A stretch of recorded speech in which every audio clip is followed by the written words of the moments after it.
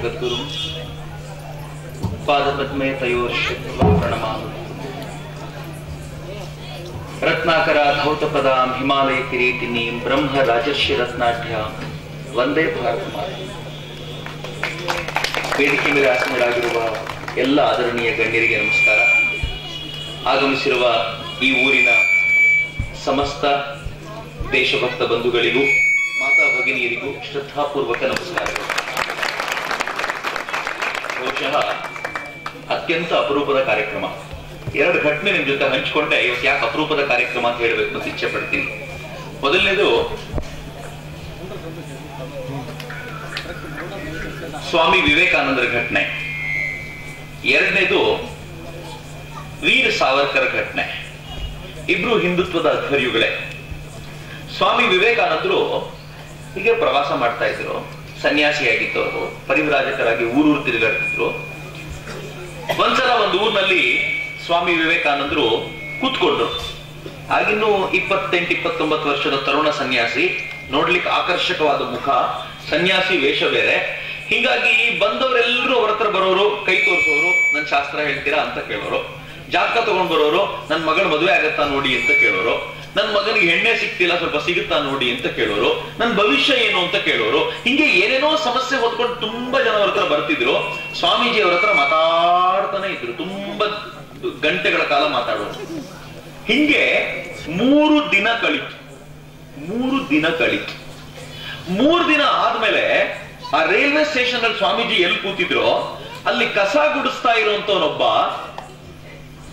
ಅತ್ಯಂತ ಕೆಳಜಾತಿ ಅಂತ ಕರೆಯಲ್ಪಡೋನು, ಅವನು ಸ್ವಾಮೀಜಿ ನೋಡ್ದ, ದೂರದಲ್ಲಿ ನಿಂತ್ಕೊಂಡಂತೆ ಸ್ವಾಮಿ ವಿವೇಕಾನಂದರನ್ನ ಕೇಳ್ದ, ಸ್ವಾಮೀಜಿ 3 ದಿನದಿಂದ ನೋಡ್ತಾ ಇದ್ದೀನಿ, ಮಾತಾಡ್ತಾನೆ ಇದ್ದೀರಾ, ಹೊಟ್ಟೆಗೊಂದು ತುತ್ತು ಅನ್ನ ತಿಂದಿಲ್ವಲ್ಲ, ನಾನು ಮನೆಗೆ ಹೋಗ್ತೀನಿ, ನಮ್ಮ ಮನೆಯಿಂದ ಸ್ವಲ್ಪ ಗೋಧಿ ಹಿಟ್ಟು ತಗೊಂಡ್ ಬರ್ತೀನಿ, ನೀವು ಚಪಾತಿ ಮಾಡ್ಕೊಂಡು ತಿಂತೀರಾ ಅಂತ ಕೇಳಿದ. ಸ್ವಾಮೀಜಿ ಬಹಳ ಬೇಸರದಿಂದ ಅವನ ಕಡೆ ನೋಡಿ, ಯಾಕಪ್ಪ, ನಾನೊಬ್ಬ ಸನ್ಯಾಸಿ, ಅಗ್ನಿ ಮುಟ್ಟೋದಿಲ್ಲ ಅಂತ ಸಂಕಲ್ಪ ಮಾಡಿದ್ದೀನಿ, ನೀನು ನಿಮ್ ಮನೆಯಿಂದ ಚಪಾತಿ ಮಾಡ್ಕೊಂಡು ಬರ್ಬಾರ್ದ, ನನಗೆ ನಿಮ್ಮ ಅಮ್ಮಗೆ ಮಾಡ್ಸ್ಕೊಂಡ್ ಬರ್ಬಾರ್ದ ಅಂತ ಕೇಳಿದ್ರು. ಹಂಗ್ ಕೇಳಿದ ತಕ್ಷಣ ಆ ವ್ಯಕ್ತಿ ದೂರದಲ್ಲಿ ನಿಂತ್ಕೊಂಡು ಸ್ವಾಮೀಜಿಗೆ ಹೇಳ್ತಾನೆ, ಸ್ವಾಮೀಜಿ ನನ್ನನ್ನು ಯಾರು ಮುಟ್ಟಿಸ್ಕೊಳ್ಳೋದಿಲ್ಲ, ನಾನೇನಾದ್ರೂ ನಿಮ್ಗೆ ತಿಂಡಿ ತಂದ್ಕೊಟ್ರೆ, ಊಟ ತಂದ್ಕೊಟ್ಬಿಟ್ರೆ, ನಾನು ಊಟ ತಂದ್ಕೊಟ್ಟಿರೋ ಕಾರಣಕ್ಕೋಸ್ಕರ, ನನ್ನ ಕೈಯಿಂದ ಊಟ ಮಾಡಿದ್ರಿ ಅನ್ನೋ ಕಾರಣಕ್ಕೋಸ್ಕರ ನೆನ್ನೆ ಮೊನ್ನೆ ಎಲ್ಲ ಬಂದ್ರಲ್ಲ, ಅವ್ರು ಯಾರು ನಾಳೆಯಿಂದ ನಿಮ್ಮ ಹತ್ರ ಬರಲ್ಲ ಸ್ವಾಮೀಜಿ ಅಂತ. ಸ್ವಾಮೀಜಿ ಏನಂದ್ರು ಗೊತ್ತಾ, ಯಾಕೆ ವಿವೇಕಾನಂದರು ತುಂಬಾ ದೊಡ್ಡವರಾಗ್ತಾರೆ ಅಂದ್ರೆ ಈ ಕಾರಣಕ್ಕೆ. ಸ್ವಾಮೀಜಿ ಹೇಳಿದ್ರು, ನೆನ್ನೆ ಮೊನ್ನೆ ಎಲ್ಲ ಬಂದ್ರಲ್ಲ ಮೇಲ್ವರ್ಗದವರು, ಅವರಿಗೆ ಅವ್ರ ಭವಿಷ್ಯ ಏನು ಅಂತ ಮುಖ್ಯ ಇತ್ತು, ಅದಕ್ಕೋಸ್ಕರ ಬಂದ್ರು. ಆದ್ರೆ ನಿನಗೆ ನನ್ನ ಹೊಟ್ಟೆಯ ಭವಿಷ್ಯ ಏನು ಅನ್ನೋದು ಮುಖ್ಯ, ಅದಕ್ಕೋಸ್ಕರ ನೀನ್ ನನ್ನ ಹತ್ರ ಬಂದಿದ್ಯಾ, ನನಗೆ ನೀನ್ ದೊಡ್ಡವರು ಹೋದ್ರು ಸ್ವಾಮೀಜಿ. ಮುಂದುವರೆದು ಒಂದು ಹೆಜ್ಜೆ ಮುಂದುವರೆದು ಸ್ವಾಮೀಜಿ ಹೇಳಿದ್ರು, ನೋಡು ಮಗು, ನೀನ್ ನಿಮ್ ಮನೆಯಿಂದ ಏನಾದ್ರೂ ತಂದ್ಕೊಟ್ರೆ ತಿಂತೀನಿ, ಇಲ್ಲ ಅಂದ್ರೆ ಈ ಊರಿಂದ ಹಸ್ಕೊಂಡೇ ಹೋಗ್ತೀನಿ ಅಂದ್ಬಿಟ್ರು. ಅವನ್ ಮನೆಗೆ ಹೋದ, ಪ್ರೀತಿಯಿಂದ ರೊಟ್ಟಿಗಳನ್ನ ಮಾಡ್ಕೊಂಡು, ಚಪಾತಿಯನ್ನ ಮಾಡ್ಕೊಂಡು ಸ್ವಾಮೀಜಿಗೆ ತಂದ್ಕೊಟ್ಟ. ಸ್ವಾಮೀಜಿ ಅತ್ಯಂತ ಪ್ರೀತಿಯಿಂದ ಅದನ್ನ ತಿಂದ್ರು. ಸ್ವಾಮೀಜಿ ತಿಂದ ಮೇಲೆ ಅವನಿಗೂ ಬಹಳ ಖುಷಿ, ಒಬ್ಬ ಸ್ವಾಮೀಜಿಗಳು ನನ್ನ ಕೈಯಿಂದ ತಿಂದ್ಬಿಟ್ರಲ್ಲ ಅಂತ ಅವನಿಗೂ ಬಹಳ ಖುಷಿ. ಸ್ವಾಮೀಜಿ ಅಲ್ಲಿ ಎದ್ದೋಗ್ಬೇಕು ಅಂದಾಗ ಊರಿನ ರಾಜನಿಗೆ ವಿಷಯ ಗೊತ್ತಾಯ್ತು, ನಮ್ಮ ಊರಿಗೆ ಯಾರೋ ಶ್ರೇಷ್ಠ ವ್ಯಕ್ತಿ ಬಂದಿದ್ದಾರೆ ಅಂತ. ಸ್ವಾಮೀಜಿನ ಅವ್ರು ಕರೆದ್ರು, ಸ್ವಾಮೀಜಿ ಅಲ್ಲಿಗೆ ಹೋದ್ರು. ಸ್ವಾಮೀಜಿ ಅವ್ರ ಜೊತೆ ಕೂತಿದ್ದಾಗ ಸ್ವಾಮೀಜಿನ ರಾಜ ಕೇಳ್ದ, ಸ್ವಾಮೀಜಿ ನಿಮಗೆ ನಾನು ಏನು ಒಳ್ಳೇದ್ ಮಾಡ್ಬೇಕು ಹೇಳಿ, ಏನಾದ್ರೂ ಒಂದು ಒಳ್ಳೆ ಕೆಲಸ ಮಾಡ್ಬೇಕು ನಿಮ್ಗೋಸ್ಕರ ಅಂದ್ರೆ. ಸ್ವಾಮೀಜಿ ಹೇಳಿದ್ರು, ಏನು ಮಾಡ್ಬೇಡ, ನಿಮ್ಮೂರಿನ ರೈಲ್ವೆ ಸ್ಟೇಷನ್ ಅಲ್ಲಿ ಒಬ್ಬ ಕಸ ಗುಡಿಸೋನಿದ್ದಾನೆ, ಅವನನ್ನ ಕರೆದು ಬಹುಮಾನ ಕೊಡುವುದ್ರು ಸ್ವಾಮೀಜಿ. ಎಷ್ಟು ಚೆನ್ನಾಗಿದೆ ಘಟನೆ ಇದ್ರೆ ಇದು. ಅವನನ್ನು ಕರೀಲಿಕ್ಕೆ ಅಂತ ರಾಜಭಟ್ರು ಬಂದ್ರು.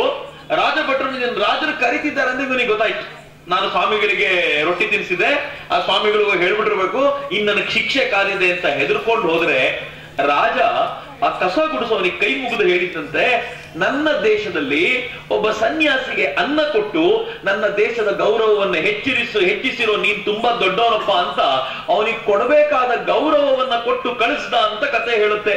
ಇಲ್ಲಿ ಒಂದ್ ಹಂತದ ಕಥೆ. ಎರಡನೇದೇನು ಗೊತ್ತೇನು, ಸ್ವಾಮೀಜಿ ಅದಾದ್ಮೇಲೆ ಅಮೆರಿಕಕ್ಕೆ ಹೋದ್ರು, ಯುರೋಪಿಗೆ ಹೋದ್ರು, ಜಗತ್ತಿನಾದ್ಯಂತ ಫೇಮಸ್ ಆಗಿ ಸುಮಾರು 1.5-2 ವರ್ಷಗಳ ನಂತರ ಅದೇ ರೈಲ್ವೆ ಸ್ಟೇಷನ್ಗೆ ವಾಪಸ್ ಬಂದ್ರು. ಆ ರೈಲ್ವೆ ಸ್ಟೇಷನ್ ಅಲ್ಲಿ ಈಗ ಸ್ವಾಮೀಜಿ ತುಂಬಾ ಫೇಮಸ್ ಆಗಿದೆ ಅಂತ ದೊಡ್ಡ ದೊಡ್ಡ ಜನ ಶ್ರೀಮಂತರು ಟೈ ಹಾಕೊಂಡು ಕೋಟ್ ಹಾಕೊಂಡು ಎಲ್ಲ ಬಂದಿದ್ರು. ಸ್ವಾಮೀಜಿ ರೈಲ್ವೆ ಸ್ಟೇಷನ್ ಅಲ್ಲಿ ಮೆಟ್ಟಲ ಮೇಲೆ ನಿಂತ್ಕೊಂಡು ಇವರೆಲ್ಲ ಹಾರ ಹಿಡ್ಕೊಂಡು ಕಾಯ್ತಾ ನಿಂತಿದ್ರೆ ಹುಡುಕಾಡ್ತಾ ಇದ್ರು ಯಾರೋ ಒಬ್ಬರನ್ನ. ದೂರದಲ್ಲಿ ಒಬ್ಬ ಹುಡುಗ ಕೈ ಕಟ್ಕೊಂಡು ನಿಂತಿದ್ದ. ಸ್ವಾಮೀಜಿ ಹೇಳಿದ್ರು, ರಾಮಸ್ನೇಹಿ ಹೆಸರು ಹಿಡಿದು ಕರೆದ್ರು. ರಾಮಸ್ನೇಹಿ, ನಾನ್ ಮರ್ತೋಗ್ಬಿಟ್ಟಿದ್ದೀನಿ ಅನ್ಕೊಂಡಿದ್ಯಾ? ಮರ್ತೋಗ್ಲಿಲ್ಲ ಕಣಪ್ಪ, ನಿನ್ ನೆನಪು ಚೆನ್ನಾಗಿದೆ ನನಗೆ. ಅವತ್ತು ತಿಂದಿರೋ ತರದ ರೊಟ್ಟಿ ಜೀವಮಾನದಲ್ಲಿ ಮತ್ತೆ ತಿನ್ಲಿಕ್ಕೆ ಆಗ್ಲೇ ಇಲ್ಲ. ನಿಮ್ಮ ಅಮ್ಮನಿಗೆ ಹೇಳಿ ಮತ್ತೆ ಮಾಡಿಸ್ಕೊಂಡು ಬರ್ತೀಯ ಅಂದ್ರಲ್ಲ ಸ್ವಾಮೀಜಿ. ಏನ್ ದೊಡ್ಡತನ ರೀ ಅವ್ರದ್ದು. ಯಾಕೆ ಹೇಳ್ಬೇಕಾದ್ರೆ ತುಂಬಾ ಭಾವುಕ ಅಂತ ಅನ್ಸುತ್ತೆ ಅಂತಂದ್ರೆ, ಸ್ವಾಮಿ ವಿವೇಕಾನಂದರು ಅಷ್ಟು ಎತ್ತರದ ಸ್ಥಾನದಲ್ಲಿ ಪ್ರತಿಯೊಬ್ಬರನ್ನು ನೋಡಿದ್ರು. ಪ್ರತಿಯೊಬ್ಬ ಮಾನವನಲ್ಲೂ ಭಗವಂತನಿದ್ದಾನೆ ಅಂತ. ಎಷ್ಟು ಚೆನ್ನಾಗಿದೆ ಕಲ್ಪನೆ.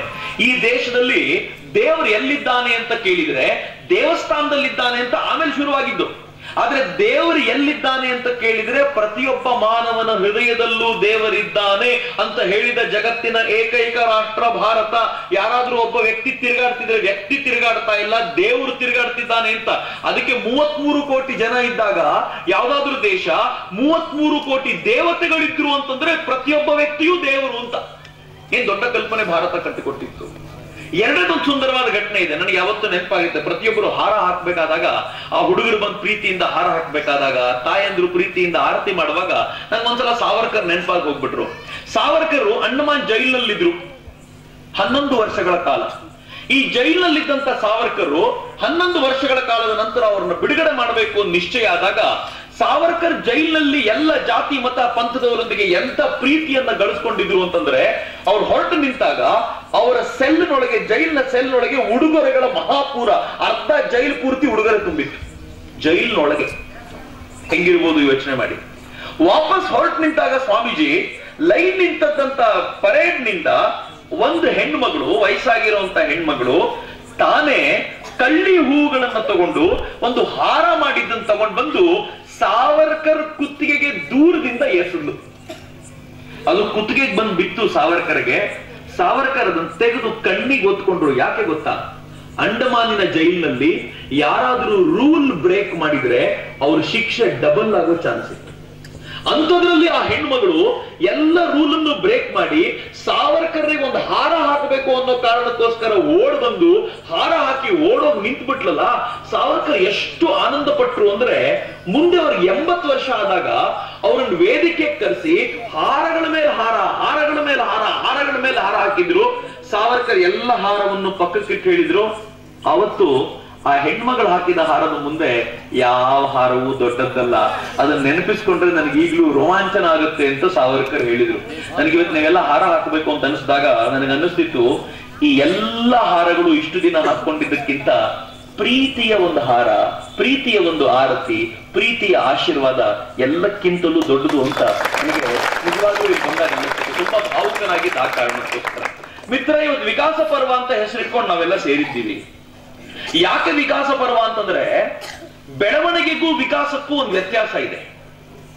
ನಾವೆಲ್ಲರೂ ಹೇಳ್ತೀವಿ ದೇಶ ಬೆಳವಣಿಗೆ ಆಯ್ತು ಅಂತ ಹೇಳ್ತೀವಿ. ದೇಶ ಬೆಳವಣಿಗೆ ಆಯ್ತು ಅಂದ್ರೆ ಹೊರಗಡೆ ಕಾಣೋ ವಿಚಾರಗಳು ತುಂಬಾ ಬೆಳವಣಿಗೆ ಆಗುತ್ತೆ.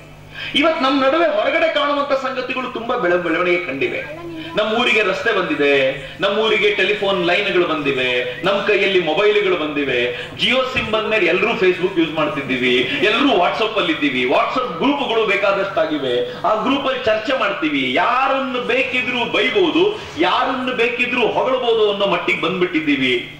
ಎಲ್ಲ ಕಡೆಯಿಂದ ಬೆಳವಣಿಗೆ ಆಗಿದೆ, ಹೊರಗಡೆಯಿಂದ ತುಂಬಾ ಆಗಿದೆ. ಒಳಗಡೆಯಿಂದ ವಿಕಾಸ ಆಗ್ತಾ ಇದೆಯಾ ಅನ್ನೋ ಪ್ರಶ್ನೆ. ಈ ಪ್ರಶ್ನೆಯನ್ನ ಚರ್ಚೆ ಮಾಡ್ತಾ ಎಲ್ಲ ಕಡೆ ಸುತ್ತಾಡ್ತಿದ್ದೀವಿ. ಕಳೆದ ಅನೇಕ ವರ್ಷಗಳಿಂದ ಹಿಂದೂ ಸಮಾಜದಲ್ಲಿ ಒಂದು ದೊಡ್ಡ ಸಮಸ್ಯೆ, ಅನೇಕ ವರ್ಷಗಳಿಂದ ಕಾಡ್ಕೊಂಡು ಬಂದಿರುವಂತ ಸಮಸ್ಯೆ.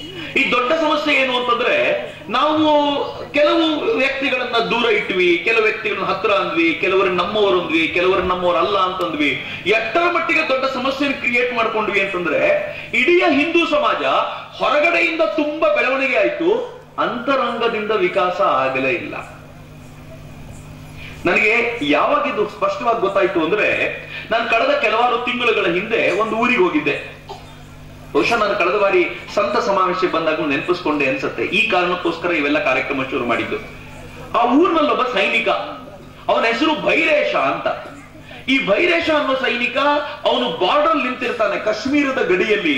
ಎಲ್ಲಿ ನಾವೆಲ್ಲರೂ ಇತ್ತೀಚೆಗೆ ಈ ದೇಶದ ಸೈನ್ಯ ಪಾಕಿಸ್ತಾನದ ಗಡಿಗೆ ನುಗ್ಗಿ ಪಾಕಿಸ್ತಾನದ ಸೈನ್ಯವನ್ನ ಕೆಲವು ಸೈನಿಕರನ್ನ ಭಯೋತ್ಪಾದಕರನ್ನ ಧ್ವಂಸ ಮಾಡಿ ಬಂತು ಅಂತ ಕೇಳಿ ಖುಷಿ ಪಟ್ಟು ಪಟಾಕಿ ಹೊಡೆದ್ವೋ ಅಂತ ಜಾಗಗಳಲ್ಲಿ ಕಾಯ್ಕೊಂಡು ನಿಂತಿರುವಂತ ಹುಡುಗ ಆಗಾಗ ಫೋನ್ ಮಾಡ್ತಿರ್ತಾನೆ ನನಗೆ, ಈಗ್ಲೂ ಮಾಡ್ತಿರ್ತಾನೆ. ಆ ಹುಡುಗ ಶ್ರೀರಂಗಪಟ್ಟಣದ ಮನೆಗೆ ಬಂದ. ಅವನು ಊರಿಗೆ ಬಂದಾಗ ನಂಗೆ ಅಂದ, ನಾನು ಊರಿಗೆ ಬಂದಿದ್ದೀನಿ ಅಣ್ಣ ಅಂತ. ನಾನು ಹೇಳಿದೆ ನಾನು ಮೈಸೂರಿಗೆ ಬರ್ತಿದ್ದೀನಿ ಒಂದು ಪ್ರೋಗ್ರಾಮ್ಗೆ, ಸಿಗೋಣ ಬಾ ಅಂತ ಅವನನ್ನು ಕರೆದೆ. ಮೈಸೂರಿಗೆ ಬಂದಾಗ ಹುಡುಗ ಅಂದ, ಹೆಂಗು ವಾಪಸ್ ಹೋಗ್ತಿದ್ದೀರಿ, ನಮ್ಮ ಮನೆಗೆ ಬಂದು ಹೋಗ್ತೀರಾ ಶ್ರೀರಂಗಪಟ್ಟಣಕ್ಕೆ ಅಂತ. ನಾನು ಹೇಳಿದೆ ಬಹಳ ಸಂತೋಷ, ಬಂದು ಹೋಗ್ತೀನಪ್ಪ. ಶ್ರೀರಂಗಪಟ್ಟಣ ಅಂದ್ಮೇಲೆ ಎಷ್ಟು ದೂರ ಒಳಗೆ ಅಂದ್ರೆ 4 ಕಿಲೋಮೀಟರ್ ಒಂದ, ಆದ್ರೆ ಹೋದ್ಮೇಲೆ ಗೊತ್ತಾಯ್ತು ಹೆಚ್ಚು ಕಡಿಮೆ 16 ಕಿಲೋಮೀಟರ್ ಒಂದ್ ಮನೆ ಅಲ್ಲಿಂದ. ಯಾಕೋ ಸುಳ್ಳು ಹೇಳಿದೆ ಭೈರೇಶ ಅಂದ್ರೆ ಏನಂದ ಗೊತ್ತಾ, ಹೃದಯ ಎಷ್ಟು ಚೆನ್ನಾಗಿತ್ತು ನೋಡಿ. ನಾನು 16 ಕಿಲೋಮೀಟರ್ ನೀವು ಬರ್ತಿರ್ಲಿಲ್ಲ ಅಣ್ಣ, ಅದಕ್ಕೆ ಸುಳ್ಳು ಹೇಳ್ಬಿಟ್ಟೆ, ಬರೋಣ ಅಂತ ಕರ್ಕೊಂಡು ಹೋದ. ಅವನ್ ಮನೆಗೆ ಹೋದ್ರೆ ಅವನ್ ಮನೆಯಲ್ಲಿ ಥಮ್ಸಪ್ ನೋ ಕೋಕ್ ನೋ ಯಾವ್ದೋ ಒಂದು ಬಾಟ್ಲ್ ಓಪನ್ ಮಾಡ್ತಿದ್ರು ಅವ್ರಮ್ಮ. ನಾನು ಕೇಳಿದೆ ಯಾಕೆ ಇದನ್ನ ಓಪನ್ ಮಾಡ್ತಿದ್ದೀರಾ ಅಂತ. ಅವ್ರಂದ್ರು ಇನ್ನೇನು ಕೊಡ್ಲಿಕ್ಕೆ ಏನಿಲ್ಲಪ್ಪ, ಅದಕ್ಕೆ ಇದನ್ನ ಓಪನ್ ಮಾಡ್ತಿದೀವಿ ಅಂತ. ನಂಗೆ ಮೊದಲು ಗೊತ್ತಾಗ್ಲಿಲ್ಲ. ಆದ್ರೆ ಈ ದೇಶದ ಮಜಾ ಏನಿದೆ ಅಂತಂದ್ರೆ, ನಾವು ಸುಮ್ಮನೆ ಗೋಡೆ ನೋಡಿದ್ರೆ ಯಾಕೆ ಪ್ರಾಬ್ಲಮ್ ಅಂತ ಗೊತ್ತಾಗುತ್ತೆ. ನಾನು ಗೋಡೆ ನೋಡಿದ್ರೆ ಗೋಡೆ ಮೇಲೆ ಬುದ್ಧನ 2 ಚಿತ್ರ ಇತ್ತು. ನಂಗೆ ಗೊತ್ತಾಯ್ತು ಸಮಸ್ಯೆ ಏನು ಅಂತ. ನನ್ನ ತಾಯಿ ಹೇಳಿದೆ, ಪೆಪ್ಸಿ ಕೋಕ್ ಕುಡಿಬಾರದು ಅಂತ ಸಂಕಲ್ಪ ಮಾಡಿದೀವಿ. ಅದು ಯಾರ ಮನೇಲಿ ಕೊಟ್ಟರು ನಾವು ಕುಡಿಯೋಂಗಿಲ್ಲ. ಆದ್ರೆ ನಿಮ್ ಮನೇಲಿ ಟೀ ಕುಡಿಬಾರದು ಅಂತೇನು ನಮ್ಮ ಮನಸ್ಸಿನಲ್ಲಿಲ್ಲ. ನೀವು ಮನೆಯಲ್ಲಿ ನೀವ್ಯಾವ ಟೀ ಕುಡಿತೀರೋ ಅದನ್ನ ಕೊಟ್ರೆ, ಕೊನೆಗೆ ಟೀ ಮಾಡ್ಲಿಲ್ಲ ಅಂತಂದ್ರೆ ನಿಮ್ ಮನೆಯಲ್ಲಿರುವಂತ ಸಕ್ಕರೆ ಅಂತ ಕೊಟ್ರೆ ಬಾಯಿಗೆ ಹಾಕೊಳ್ತೀವಿ ಹೊರತು ಪೆಪ್ಸಿ ಕುಡಿಯಲ್ಲ ಅಂತಂದ್ರೆ ನೀವು ನೋಡ್ಬೇಕಿತ್ತು ಆ ತಾಯಿ ಮುಖ ಹೆಂಗ್ ಅರಳು ಬಿಡ್ತು ಅಂತ. ನಮ್ಮನೆಯಲ್ಲಿ ಕುಡಿತೀರೇನಪ್ಪ. ಮನೆಯಲ್ಲಿ ಯಾಕಮ್ಮ ಕುಡಿಬಾರದು? ನಾವು ಅಂತರಂಗದಲ್ಲಿರೋ ದೇವರನ್ನು ಕಾಣುವವರೇ ಹೊರತು ಹೊರಗಡೆ ಕಾಣುವಂತ ಚಿತ್ರಗಳ ಮೇಲೆ ಬದುಕಿರುವಂತವರಲ್ಲ, ತಲೆ ಕೆಡಿಸ್ಕೊಳ್ಬೇಡಿ ಅಂತಂದ್ರೆ. ಆ ಮನೆಯಲ್ಲಿ 2 ತುತ್ತು ಸಕ್ಕರೆ ತಿಂದ ತಕ್ಷಣ ಪಕ್ಕದ ಮನೆಯಿಂದ 4 ಜನ ಹುಡುಗರು ಓಡ್ ಬಂದ್ರು. ನಾನು ಕೇಳಿದೆ ಯಾಕೆ ಬಂದ್ರಿ ಅಂತ. ಅವರಂದ್ರು ನೀವು ಈ ಮನೇಲಿ ತಿನ್ನೇಲಿ ಗೊತ್ತಾಯ್ತು ನೀವು ನಮ್ಮವರು ಅಂತ. ನಂಗೆ ಬಹಳ ಖುಷಿ ಆಗ್ಬಿಡ್ತು. ವೆರಿ ಗುಡ್, ಯಾರೋ ನಮ್ಮವರು ಒಂದು ಸ್ವೀಕಾರ ಮಾಡಿದ್ರಲ್ಲ ಅಂತಂದ್ರೆ. ಆ ಹುಡುಗರು ಎಷ್ಟು ಪ್ರೀತಿಯಿಂದ ಮಾತಾಡ್ಲಿಕ್ಕೆ ಶುರು ಮಾಡಿದ್ರು ಅಂದ್ರೆ, ನಾನು ದೇವಸ್ಥಾನಕ್ಕೆ ಕರ್ಕೊಂಡು ಹೋದ್ರು. ನನ್ಗೆ ಈ ದೇವಸ್ಥಾನದಲ್ಲಿ ಹೊರಗೆ ನಿಂತಿರ್ತೀವಿ, ಒಳಗೆ ನಮ್ಗೆ ಬಿಡಲ್ಲ ಅಂತ. ಮಿತ್ರರೇ, ನೀವು ನಂಬಲ್ಲ, ಅವತ್ತೇ ಒಂದು ಸಂಕಲ್ಪ ಮಾಡಿದೆ. ನಮ್ಮ ಹುಡುಗರ ಜೊತೆ ನಾನು ಮಾತನಾಡಿದೆ, ಯಾವ ದೇವಸ್ಥಾನದಲ್ಲಿ ಹಿಂದೂಗಳೆಲ್ಲರಿಗೂ ಪ್ರವೇಶ ಇಲ್ಲದೆ ಅಂತ ಓಪನ್ ಆಗಿ ಹೇಳಲ್ವೋ ಅಂತ ದೇವಸ್ಥಾನಕ್ಕೆ ನಾವು ಕೂಡ ಹೋಗಬಾರದು ಅಂತ ನಿಶ್ಚಯ ಮಾಡಿದ ನಂತರ ನಾನಂತೂ ಇದುವರೆಗೂ ಆ ವಿಚಾರ ಗೊತ್ತಾದ್ರೆ ಅಂತ ದೇವಸ್ಥಾನಗಳಿಗೆ ಕಾಲಿಡಬಾರದು ಅಂತ.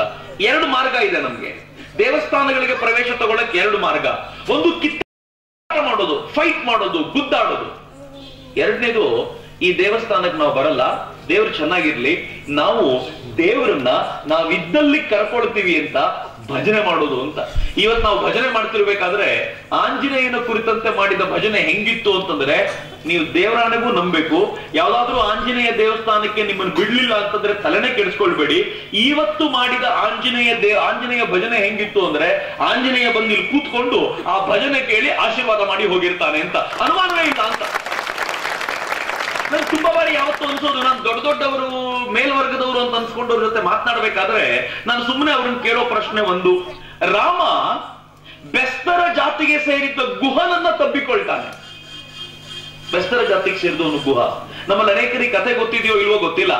ರಾಮ ಗುಹನ ದೋಣಿಯ ಮೇಲೆ ಕೂತ್ಕೋಬೇಕಾದಾಗ, ರಾಮ ಗುಹನ ಆ ದೋಣಿ ಮೇಲೆ ಕೂತ್ಕೊಂಡು ದಾಟೋಕ್ಕಿಂತ ಮುಂಚೆ ಗುಹ ರಾಮನಿಗೆ ಹೇಳಿದಂತೆ, ರಾಮ ನನ್ ದೋಣಿ ಹತ್ತಬೇಡ. ರಾಮನಿಗೆ ಭಯ ಆಯ್ತು, ನನ್ ದೋಣಿ ಹತ್ತಬೇಡ ಅಂದ್ರೆ ನಾನು ಹೆಂಗಪ್ಪ ದಾಟೋದು ಅಂತ.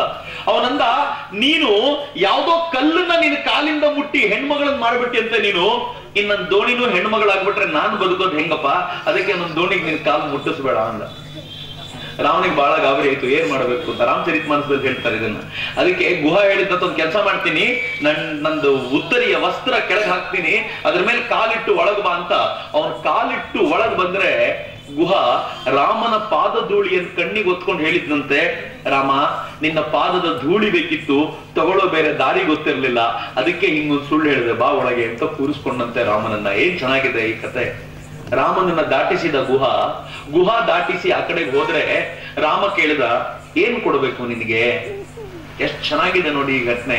ಭಾರತ ಎಷ್ಟು ಚೆನ್ನಾಗಿ ಹೃದಯದೊಂದಿಗೆ ಮಾತನಾಡುತ್ತೆ. ಏನ್ ಕೊಡ್ಬೇಕು ನಿನಗೆ, ನೀನನ್ನು ದಾಟಿಸಿದೆಯಲ್ಲ ಅಂತ ಕೇಳಿದ್ರೆ ಗುಹ ಹೇಳಿದ್ನಂತೆ, ರಾಮ ಒಂದೇ ಜಾತಿಯವರು ತಮ್ಮದೇ ಜಾತಿಯವರಿಗೆ ಸಹಕಾರ ಮಾಡಿದ್ರೆ ಪ್ರತಿಫಲ ಅಪೇಕ್ಷಿಸಬಾರದು ಅಂತ. ರಾಮನಿಗೆ ಗಾಬರಿ. ರಾಮ ಕ್ಷತ್ರಿಯ, ಗುಹ ಬೆಸ್ತರ ಜಾತಿಯವನು. ಒಂದೇ ಜಾತಿಯವ್ರು ಹೆಂಗೆ ಅಂತ ಕೇಳಿದ್ರೆ ಗುಹಾ ಏನನ್ನ ಗೊತ್ತಾ, ನಾನು ಜನರನ್ನ ನದಿ ದಾಟಿಸ್ತೀನಿ, ನೀನ್ ಅವ್ರನ್ನೆಲ್ಲ ಭವಸಾಗರ ಪಾರ್ ಮಾಡ್ತೀಯಾ, ಇಬ್ರು ಒಂದೇ ಜಾತಿ, ಏನು ಡಿಫ್ರೆನ್ಸ್ ಇಲ್ಲ ನಮಗೂ ನೀವು ಅಂತ. ಏನ್ ಚೆನ್ನಾಗಿದೆ. ಗುಹಾ ಕೇಳಿದ್ನಂತೆ ರಾಮನಿಗೆ, ನೀನ್ ನನಗೇನಾದ್ರೂ ಕೊಡ್ಬೇಕು ಅಂತಿದ್ರೆ ಒಂದು ಸಹಾಯ ಮಾಡು, ನಾನು ನನ್ನ ಪ್ರಾಣ ತ್ಯಾಗ ಮಾಡಿದಾಗ, ದೇಹ ತ್ಯಾಗ ಮಾಡಿದಾಗ ನನಗೆ ಸದ್ಗತಿ ದೊರೆಯುವಂತೆ, ಭವಸಾಗರ ಪಾರು ಮಾಡುವಂತೆ ನೀನ್ ದಾಟಿಸ್ಬಿಟ್ರೆ ನಾನ್ ಮಾಡಿರೋ ಉಪಕಾರಕ್ಕೆ ಪ್ರತ್ಯುಪಕಾರ ಮಾಡದಂತಾಯ್ತು ಅಂತ ಕೇಳಿದಾಗ ರಾಮ ಅವನನ್ನು ಗಟ್ಟಿಯಾಗಿ ತಬ್ಬಿಕೊಂಡು, ನನಗೆ ಬಹಳ ಆನಂದ ಆಗ್ತಾ ಇದೆ, ಹೃದಯ ತುಂಬಿ ಬಂದಿದೆ ಅಂತ ಹೇಳಿದ್ನಂತೆ. ಎಷ್ಟು ಚೆನ್ನಾಗಿದೆ. ನಾನು ಕೆಲವು ದೇವಸ್ಥಾನಗಳಲ್ಲಿ, ರಾಮನ ದೇವಸ್ಥಾನಗಳಲ್ಲಿ ಏನಾದ್ರು ಯಾರಿಗಾದ್ರೂ ಬಿಡಲ್ಲ ಅಂತಂದ್ರೆ, ನಾನು ಅನೇಕ ದೇವಸ್ಥಾನಗಳಲ್ಲಿ ಬೆಸ್ತರನ್ನ ಆಚೆ ಇಟ್ಟಾಗ ನಾನು ಹೇಳ್ತೀನಿ, ಯಾವ ಬೆಸ್ತರನ್ನ ರಾಮ ತಬ್ಬಿಕೊಂಡೋ ಅವ್ರನ್ನ ಆಚೆ ನಿಲ್ಸಿ ನೀವಿಲ್ಲಿ ಪೂಜೆ ಮಾಡ್ತಿದ್ರೆ ದೇವರಣೆಗೂ ರಾಮ ಇಲ್ಲಿರಲ್ಲ, ಅಲ್ಲಿ ಹೋಗ್ಬಿಟ್ಟು ನಮ್ಮ ಗುಹಾ ಎಲ್ಲಿದ್ದಾನೆ ಅಂತ ಹುಡುಕ್ತಾ ನಿಂತು ಬಿಡ್ತಾನೆ ಹೊರತು ನಿಮ್ ಜೊತೆ ನಿಂತುಕೊಳ್ಳಲ್ಲ, ಹುಷಾರಾಗಿರಿ ಅಂತ. ಯಾವತ್ತೂ ನಮ್ಗೊಂದು ಅರ್ಥ ಆಗ್ಬೇಕಾಗಿರೋ ಸಂಗತಿ. ಅದಕ್ಕೆ ಹೇಳಿದ್ನಲ್ಲ, ಎರಡೇ ಮಾರ್ಗ ಇರೋದು. ಒಂದು, ಯಾರಿದ್ದಾರೋ ಅವ್ರ ಜೊತೆ ಫೈಟ್ ಮಾಡಬೇಕು, ಕಿತ್ತಾಡಬೇಕು. ಎರಡನೇ ಒಂದು ಮಾರ್ಗ ಏನು ಅಂದ್ರೆ ಹೃದಯವನ್ನ ಪರಿವರ್ತಿಸುವಂತ ಪ್ರಯತ್ನ ಮಾಡಬೇಕು. ಯಾವಾಗ ಹೃದಯ ಪರಿವರ್ತನೆಯ ಕೆಲಸ ಆಗುತ್ತೋ ಆವಾಗ ಅತ್ಯಂತ ದೊಡ್ಡ ಮಟ್ಟದಲ್ಲಿ ಒಂದು ಬದಲಾವಣೆ ಬರುತ್ತೆ. ಈ ಬದಲಾವಣೆಯನ್ನ ವಿಕಾಸ ಅಂತ ಕರಿತೀವಿ ಅಂತ. ಈ ವಿಕಾಸ ಆಗೋದು ಹೆಂಗೆ, ಇದ್ರ ಬಗ್ಗೆ ತುಂಬಾ ಪ್ರಯತ್ನ ನಡಿಬೇಕು. ನಮ್ಮ ಊರಿನ ಹತ್ರ ಒಬ್ಬ ಹುಡುಗ, ನಾನು ತುಂಬಾ ಯೋಚನೆ ಮಾಡ್ತಿರ್ತೀನಿ, ಅಂಬೇಡ್ಕರ್ ಕೂಡ ಇದೇ ತರದ ಒಂದು ಕುಟುಂಬದಿಂದ ಬಂದವರು, ಅಂಬೇಡ್ಕರ್ ಕೂಡ ಇದೇ ತರದ ಸಮುದಾಯದಿಂದ ಬಂದವರು. ಆದ್ರೆ ಅಂಬೇಡ್ಕರ್ ಫೋಟೋ ಇಟ್ಟು ಇವತ್ತು ಹಾರ ಹಾಕಿ ನಾವು ಸನ್ಮಾನ ಮಾಡ್ತೀವಲ್ಲ, ಯಾಕೆ ಮಾಡ್ತೀವಿ? ಯಾವತ್ತಾದ್ರೂ ಸುಮ್ಮನೆ ಯೋಚನೆ ಮಾಡ್ಬೇಕಲ್ಲ. ನಾನು ಇವತ್ತು ಯಾಕೆ ಎಲ್ಲ ನನ್ನ ಮಿತ್ರರಿಗೆ ಹೇಳಿದೆ, ಎಲ್ಲರೂ ನಾವು ಒಂದ್ ಕಡೆ ಸೇರ್ಕೊಳ್ಳೋಣ, ಒಂದ್ ಸುಮ್ಮನೆ ಒಂದ್ ಚರ್ಚೆ ಆಗ್ಬೇಕು, ನಮ್ಮ ನಡುವೆ ಒಂದ್ ಚರ್ಚೆ ಬರಬೇಕು. ನಮ್ಮ ನಡುವೆ ತುಂಬಾ ಜನ ನಾವು ತರುಣರಿದ್ದೀವಿ, ಯಾಕೆ ನಮ್ಮ ತರುಣರಿಂದ ಮತ್ತೊಬ್ಬ ಅಂಬೇಡ್ಕರ್ ಇವತ್ತು ಹುಟ್ಟಿ ಬರಬಾರದು? ಯಾಕೆ ನಮ್ಮ ತರುಣರಿಂದ ಇವತ್ತು ಮತ್ತೊಬ್ಬ ಬಾಬು ಜಗಜೀವನ್ ರಾಮರು ಹುಟ್ಟಿ ಬರಬಾರದು ಅಂತ. ಅಂಬೇಡ್ಕರ್ ಮತ್ತು ಬಾಬು ಜಗಜೀವನ್ ರಾಮರಲ್ಲಿ ನಮ್ಮಲ್ಲಿಲ್ಲದ ಯಾವ ಸಂಗತಿ ಇತ್ತು ಅಂತ ಇವತ್ತು ಯೋಚನೆ ಮಾಡಬೇಕಾಗಿದೆ ಅಂತ. ನಾನು ಅಂಬೇಡ್ಕರ್ ಬದುಕು ಓದಬೇಕಾದ್ರೆ ತುಂಬಾ ವಿಚಿತ್ರ ಅನ್ಸುತ್ತೆ. ಅಂಬೇಡ್ಕರ್ ಬದುಕು ಇವತ್ತು ನಮ್ಮ ಬದುಕು ಏನಿದೆಯೋ ಅದಕ್ಕಿಂತ ಯಾತನಾಮಯವಾದ ಬದುಕು. ಮಿತ್ರ, ಇವತ್ತು ನಾವು ಯಾವ ಬದುಕಿನಲ್ಲಿದ್ದೀವಲ್ಲ ಇದಕ್ಕಿಂತಲೂ 100 ಪಟ್ಟು ಕಷ್ಟದ ಜೀವನವನ್ನ ಭಾರತದಲ್ಲಿ ಹಿಂದೂ ಸಮುದಾಯದಲ್ಲಿ ಬೆಳ್ಕೊಂಡು ಬಂದಿದ್ದಂತ ಜನ ನೋಡ್ಕೊಂಡು ಬಂದಿದ್ದಾರೆ. ಅಂಬೇಡ್ಕರ್ ಪರಿಸ್ಥಿತಿ ಅಂತೂ ಹೇಗಿತ್ತು ಅಂದ್ರೆ, ನಮ್ಮಲ್ಲಿ ಅನೇಕರು ಅಧ್ಯಯನ ಮಾಡಿದವರು ಏನೂ ಇಲ್ದವ್ರು ಇದ್ದೀವಿ ಬಿಡಿ, ಆದ್ರೆ ಅಂಬೇಡ್ಕರ್ ಹೆಂಗಿದ್ರು ಗೊತ್ತೇನು? ಓದ್ಕೊಂಡಿದ್ದವರು ಹೆಂಗಿದ್ರು ಅಂತಂದ್ರೆ ಸಾಮಾನ್ಯವಾದ ಅಧ್ಯಯನ ಅಲ್ಲ, ವಿದೇಶಕ್ಕೆ ಹೋಗಿ ತಾವು ಅಧ್ಯಯನ ಮುಗಿಸ್ಕೊಂಡು ಬಂದು ಎಲ್ಲರಿಗಿಂತಲೂ ಶ್ರೇಷ್ಠ ಅಂತ ಪ್ರೂವ್ ಮಾಡಿದ ನಂತರವೂ ಕೂಡ ಅವರನ್ನು ಆಚೆ ಇಡುವಂತ ಪರಿಸ್ಥಿತಿ ಇತ್ತು. ಅಂತದ್ರಲ್ಲೂ ಅಂಬೇಡ್ಕರ್ ಯಾವ ತರದ ಫೈಟ್ ಮಾಡಿ ಇಡೀ ಸಮಾಜವನ್ನು ತಗೊಂಡು ಹೋದ್ರಲ್ಲ, ಇವತ್ತೊಂದು ಶ್ರೇಷ್ಠ ಆದರ್ಶ ಅದು. ಬಾಬು ಜಗಜೀವನ್ ರಾಮರನ್ನು ಯೋಚನೆ ಮಾಡಿ. ನಾನು ತುಂಬಾ ಕಡೆ ಬಾಬು ಜಗಜೀವನ್ ರಾಮರ ಬಗ್ಗೆ ಮಾತನಾಡಬೇಕಾದ್ರೆ ನನಗೂ ಬಹಳ ಖುಷಿ ಅನ್ನಿಸ್ತಾರೆ.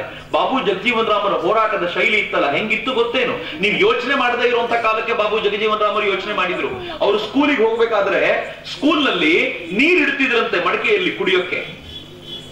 ಆ ನೀರು 2 ಮಡಕೆ ಇಡ್ತಿದ್ರು, ಒಂದು ಹಿಂದೂಗಳಿಗೆ ಅಂತ, ಇನ್ನೊಂದು ಮುಸಲ್ಮಾನರಿಗೆ ಅಂತ ಪ್ರತ್ಯೇಕ. ಪ್ರಾಮಾಣಿಕವಾಗಿ ಹೇಳಿ, ಬಾಬು ಜಗಜೀವನ್ ರಾಮರು ಯಾವ ಮಡಕೆಯಲ್ಲಿ ನೀರು ಕುಡಿಬೇಕು? ಯಾವ ಮಡಕೆಯಲ್ಲಿ ಕುಡಿಬೇಕು? ಹಿಂದೂಗಳ ಮಡಕೆ ತಾನೆ. ಮುಸಲ್ಮಾನರ ಮಡಕೆಯಲ್ಲಂತೂ ಕುಡಿಯೋಂಗಿಲ್ಲ. ಅವ್ರು ಹಿಂದೂಗಳ ಮಡಕೆ ಕೈ ಹಾಕಿ ನೀರು ಕುಡಿದ ತಕ್ಷಣ ಅನೇಕರು ಬಂದು ಗಲಾಟೆ ಶುರು ಮಾಡ್ಬಿಟ್ರು. ಇವ್ ನನ್ ಮಡಕೆ ಕೈ ಹಾಕಿ ನೀರು ಕುಡಿದ್ಬಿಟ್ಟ, ನಮ್ ಮಡಕೆ ಕೈ ಹಾಕಿ ನೀರು ಕುಡಿದ್ಬಿಟ್ಟ ಅಂತ. ಪ್ರಿನ್ಸಿಪಲ್ ಕೆಲಸ ಏನ್ ಮಾಡಿದ್ರು ಗೊತ್ತಾ? ಬಹಳ ಬುದ್ಧಿವಂತರು ಅವರು. ಅವ್ರೇನ್ ಮಾಡಿದ್ರು, ಹಿಂದೂಗಳ ಮಡಕೆ, ಮುಸಲ್ಮಾನರ ಮಡಕೆ, ಇನ್ನು ಬಾಬು ಜಗಜೀವನ್ ರಾಮರ ತರದವ್ರು ಯಾರಿದ್ದಾರೋ ದಲಿತರು ಅಂತ ಕರೆಸ್ಕೊಡೋರು, ಅವ್ರಿಗೊಂದು 3ನೇ ಮಡಕೆ ಇಟ್ಬಿಟ್ರು. Problem solve. ಆದ್ರೆ ಈ ಪ್ರಾಬ್ಲಮಿಗೆ ಸೊಲ್ಯೂಷನ್ ಏನು? ಬಾಬು ಜಗಜೀವನ್ ರಾಮರಿಗೆ ಕೋಪ ಬಂತು, ಅವ್ರ ಮಡಕೆ ಇಟ್ಟೋದ್ರಲ್ಲ, ಈ ಮನುಷ್ಯ ಮಾರನೇ ದಿನ ಬೆಳಗ್ಗೆ ಎಲ್ರಿಗಿಂತ ಮುಂಚೆ ಬಂದು ಆ ಮಡಕೆಯನ್ನು ಒಡೆದಾಕ್ಬಿಟ್ಟು ಹೋಗ್ಬಿಟ್ರು. ಮತ್ತಿನ್ನೊಂದು ಮಡಕೆ ತಂದಿಟ್ರು. ಬಾಬು ಜಗಜೀವನ್ ರಾಮರು ಬಿಡ್ಲಿಲ್ಲ, ಆ ಮಡಕೆನೂ ಒಡೆದ್ರು. 3ನೇ ಮಡಕೆನೂ ಒಡೆದಾಕಿದ್ಮೇಲೆ ಪ್ರಿನ್ಸಿಪಲ್ ಇನ್ನು ಮಡಕೆ ಇಡೋ ಧೈರ್ಯ ಬರ್ಲಿಲ್ಲ.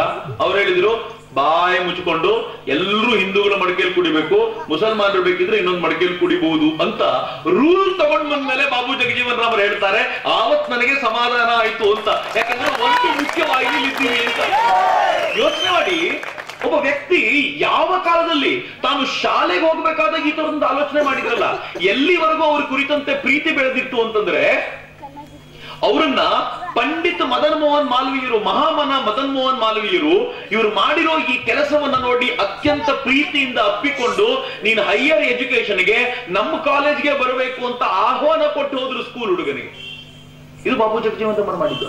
ಯಾಕೆ ಬಾಬು ಜಗಜೀವನ್ ರಾಮರು ನಮಗಿಂತ ಭಿನ್ನವಾಗಿ ನಿಲ್ತಾರೆ ಅಂದ್ರೆ ಈ ಕಾರಣಕ್ಕೆ.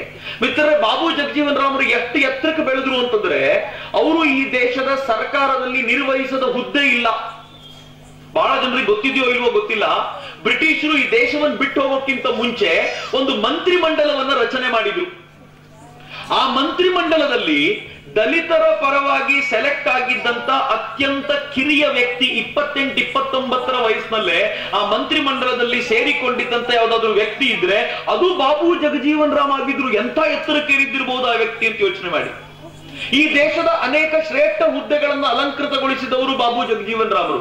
ಈ ದೇಶದಲ್ಲಿ ರಕ್ಷಣಾ ಇಲಾಖೆಯನ್ನು ನಿರ್ವಹಣೆ ಮಾಡಿದ್ರು, ಲೇಬರ್ ಮಿನಿಸ್ಟರ್ ಆದ್ರವರು. ಎಷ್ಟರ ಮಟ್ಟಿಗೆ ಉನ್ನತ ಹುದ್ದೆಯನ್ನು ಏರಿದ್ರು ಅಂತಂದ್ರೆ ನಮ್ಮ ಶ್ರೇಷ್ಠ ಆದರ್ಶವಾಗಿ ನಿಲ್ಲಬಲ್ಲರು ಅಲ್ಲಿವರೆಗೂ ಏರಬೇಕು ಅಂತ. ನಾನೆಲ್ಲ ತರುಣರಿಗೂ ಒಂದು ಕನಸನ್ನು ಕಟ್ಟಿಕೊಡ್ಬೇಕು ಅಂತಾನೆ ಬಂದಿರೋದು. ಆ ಕನಸು ಏನಾಗಬೇಕು ಅಂದ್ರೆ ಸಣ್ಣ ಪುಟ್ಟ ಕನಸನ್ನು ಇಟ್ಕೋಬೇಡಿ ಅಂತ. ಕನಸು ಎಷ್ಟು ದೊಡ್ಡದಾಗಿರ್ಬೇಕು ಅಂತಂದ್ರೆ ಆ ಕನಸನ್ನ ಸಾಕಾರ ಮಾಡ್ಕೊಳ್ಳಿಕ್ಕೋಸ್ಕರ ನಮ್ದೊಂದು ಸುಂದರವಾದ ಬದುಕನ್ನ ರೂಪಿಸಿಕೊಳ್ಬೇಕು ಅಂತ. ಅಂಬೇಡ್ಕರ್ನ ಯೋಚನೆ ಮಾಡಿ.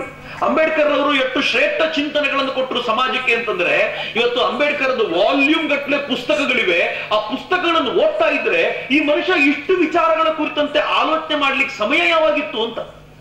ನಾವು ಅಂಬೇಡ್ಕರ್ ಬಗ್ಗೆ ಮಾತನಾಡುವಾಗ ಅಂಬೇಡ್ಕರ್ ದಲಿತರ ಬಗ್ಗೆ ಮಾತ್ರ ಮಾತನಾಡಿದ್ದಾರೆ ಅಂತ ಅನ್ಕೊಂಡಿದ್ದೀವಿ, ಸುಳ್ಳು. ಅಂಬೇಡ್ಕರ್ ಧರ್ಮದ ಬಗ್ಗೆ ಮಾತನಾಡಿದ್ದಾರೆ. ಅಂಬೇಡ್ಕರ್ ಈ ದೇಶದ ರಕ್ಷಣಾ ವ್ಯವಸ್ಥೆ ಬಗ್ಗೆ ಮಾತನಾಡಿದ್ದಾರೆ. ಅಂಬೇಡ್ಕರ್ ಈ ದೇಶದಲ್ಲಿ ಎಕನಾಮಿಕ್ಸ್, ಈ ದೇಶದ ಆರ್ಥಿಕ ಪರಿಸ್ಥಿತಿಯ ಬಗ್ಗೆ ಮಾತನಾಡಿದ್ದಾರೆ. ಅಂಬೇಡ್ಕರ್ ಅವರು ಮಾತನಾಡದೇ ಇರುವಂತ ವಿಷಯ ಇಲ್ಲ. ಇಷ್ಟು ಜ್ಞಾನ ಸಂಗ್ರಹಣೆಗೆ ಹೆಂಗ್ ಸಾಧ್ಯ ಆಯ್ತು? ಒಂದು ನಿಮಿಷ ಕೂತ್ಕೊಂಡು ಯೋಚನೆ ಮಾಡಿ. ನಮ್ಮ ಕನಸುಗಳನ್ನ ವಿಸ್ತಾರ ಮಾಡ್ಕೋಬೇಕು ಅಂತ. ನಿನ್ನೆ ಬಹುಶಃ ಮೊನ್ನೆ ನನ್ನ ಹತ್ರ ಮಾತಾಡ್ಲಿಕ್ಕೆ ಒಬ್ಬ ಹುಡುಗ ಬಂದಿದ್ದ, ಗಿರೀಶ್ ಅಂತ ಅವನ ಹೆಸರು. ಅವನ್ ಮಾತನಾಡ್ತಾ ನನಗೆ ಹೇಳ್ದ, ಅಣ್ಣ ಆದಿಜಾಂಬವರು ಅಂದ್ರೆ ನಾವೇ, ನಿಜವಾಗಲೂ ಹಿಂದೂ ಸಮಾಜದ ಮೂಲ ಕರ್ತರು ನಾವು, ಆದ್ರೆ ನಮ್ಮನ್ನೇ ದೂರ ಇಡ್ತಾರೆ ಅಂತ. ನನಗನ್ನಿಸ್ತು ವಿಚಿತ್ರವಾದ ಸಂಗತಿಗಳಪ್ಪ. ದೇಶದಲ್ಲಿ ಧರ್ಮದಲ್ಲಿ ಯಾರ್ಯಾರೋ ಮಧ್ಯ ಬಂದು ಕೂತ್ಕೊಂಡವ್ರು ಏನ್ ಬೇಕಿದ್ರು ಮಾಡ್ತಿರ್ತಾರೆ. ಆದ್ರೆ ನೆನ್ಪಿಟ್ಕೊಳ್ಳಿ, ನಾವು ಕೂಗೋದ್ರಿಂದ ಆಗಲ್ಲ, ಬೆಳೆದು ನಿಲ್ಲೋದ್ರಿಂದ ಶ್ರೇಷ್ಠ ಕೆಲಸ ಮಾಡಬಹುದು ಅಂತ. ಒಂದು ಸುಂದರವಾದ ಕಥೆ ಇದೆ, ನಾನ್ ಜೀವನದಲ್ಲಿ ಅನುಸರಿಸುವಂತದ್ದು. ಒಂದು ಗೆರೆಯನ್ನ ಬರೆದಂತೆ ಅಕ್ಬರ್ ಒಂದು ಪುಟ್ಟ ಒಂದು ಗೆರೆಯನ್ನು ಎಳೆದು, ಈ ಗೆರೆಯನ್ನ ಅಳಿಸದೆ ಚಿಕ್ಕದು ಮಾಡ್ಬೇಕು, ಹೆಂಗ್ ಮಾಡ್ತೀಯಾ ಅಂತ. ಬೀರ್ಬಲ್ ಬಹಳ ಸುಲಭವಾಗಿ ಇನ್ನೊಂದು ಚಾಕ್ ಪೀಸ್ ತಗೊಂಡು ಅದ್ರ ಪಕ್ಕದಲ್ಲಿ ಒಂದು ದೊಡ್ಡ ಗೆರೆ ಎಳೆದು, ಈಗ ನೋಡಿ ಆ ಗೆರೆ ಎಷ್ಟು ಚಿಕ್ಕದಾಗೋಯ್ತು ಅಂತ. ಬಹಳ ಸಿಂಪಲ್. ನಾವೇನಾದ್ರೂ ಗೆರೆನ್ ಅಳಿಸ್ಬೇಕು, ಒರೆಸ್ಬೇಕು ಅಂತ ಕೂತ್ರೆ ಆ ಗೆರೆನ್ ಬರ್ದಿರೋನ್ ಗಲಾಟೆ ಮಾಡ್ತಾ ಕೂತಿರ್ತಾನೆ. ಇರೋದು ಒಂದೇ ಒಂದು ಮಾರ್ಗ, ಅದ್ರ ಪಕ್ಕದಲ್ಲಿ ಒಂದು ದೊಡ್ಡ ಗೆರೆ ನೆರಳಿ. ಈ ಗೆರೆ ಹೆಂಗಿರುತ್ತೆ ಅಂತಂದ್ರೆ, ಮೊದಲು ಬರ್ದಿರುವಂತ ಗೆರೆ ತುಂಬಾ ಚಿಕ್ಕದಾಗಿ ನಿಂತು ಬಿಡುತ್ತೆ ಅಂತ. ನಾನು ಇವತ್ತು ಎಲ್ಲ ತರುಣರಲ್ಲೂ ಕೇಳ್ಕೊಳ್ಬೇಕು ಅಂತ ಬಂದಿರೋ ದೊಡ್ಡ ಸಂಗತಿ ಏನೂ ಇಲ್ಲ, ಕನಸೊಂದು ದೊಡ್ಡದು ಕಾಣೋಣ. ನಿಮ್ ಜೊತೆಗೆ ನಾವೆಲ್ಲ ಇದ್ದೀವಿ. ಆ ಜೊತೆಯಲ್ಲಿರುವಂತಹ ಸಂಕಲ್ಪಕ್ಕೋಸ್ಕರವೇ ಬಂದಿರೋದು. ನಿಮ್ಗೆ ಗೊತ್ತಿರ್ಲಿ ಮಿತ್ರರೇ, ಕಳೆದ ಕೆಲವಾರು ದಿನಗಳಲ್ಲಿ, ಕೆಲವಾರು ತಿಂಗಳುಗಳಲ್ಲಿ ನಾವು ಎಷ್ಟು ಚಟುವಟಿಕೆಗಳನ್ನು ಈ ವಿಚಾರದಲ್ಲಿ ಹಮ್ಮಿಕೊಂಡಿದ್ದೀವಿ ಅಂತಂದ್ರೆ, ಬಾಬು ಜಗಜೀವನ್ ರಾಮ್ ಮತ್ತು ಸಾವರ್ಕರ್ನ ಸೇರಿಸಿ ಕಾರ್ಯಕ್ರಮ ಮಾಡಿದ್ದು ನಾವೇ ಮೊದಲಿಗೆ.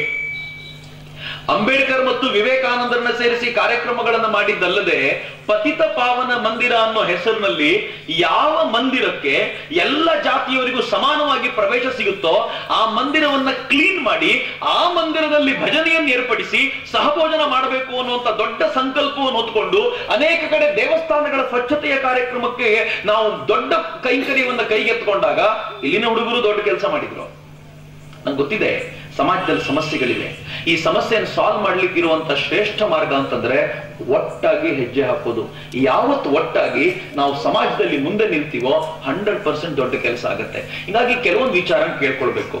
ಮೊನ್ನೆ ಬಂದ ಗಿರೀಶ ನನಗೆ ಹೇಳ್ಕೊಳ್ತಿದ್ದ, ನಮ್ಗೆಲ್ಲರ ಸಮಸ್ಯೆ ಇರೋದು ಒಂದೇ ಒಂದು. ನಂಗೆ ಗೊತ್ತಿಲ್ಲ ಈ ಸಮಸ್ಯೆ ನಾನು ಹೇಳ್ತಿರೋದಲ್ಲ, ಅವನೇ ಹೇಳ್ತಿರೋದು. ಅವನು ಈ ಸಮಸ್ಯೆಗೆ ಒಂದು ದೊಡ್ಡ ಹೋರಾಟ ಕೈಗೆತ್ಕೋಬೇಕು ಅಂತಿದ್ದಾನೆ. ನಾನು ಹೇಳಿದೆ, ಈ ಹೋರಾಟ ನೀನ್ ಕೈಗೆತ್ಕೊಂಡ್ರೆ ನಾನು ನಿನ್ ಜೊತೆಲಿದ್ದೀನಿ ಅಂತ.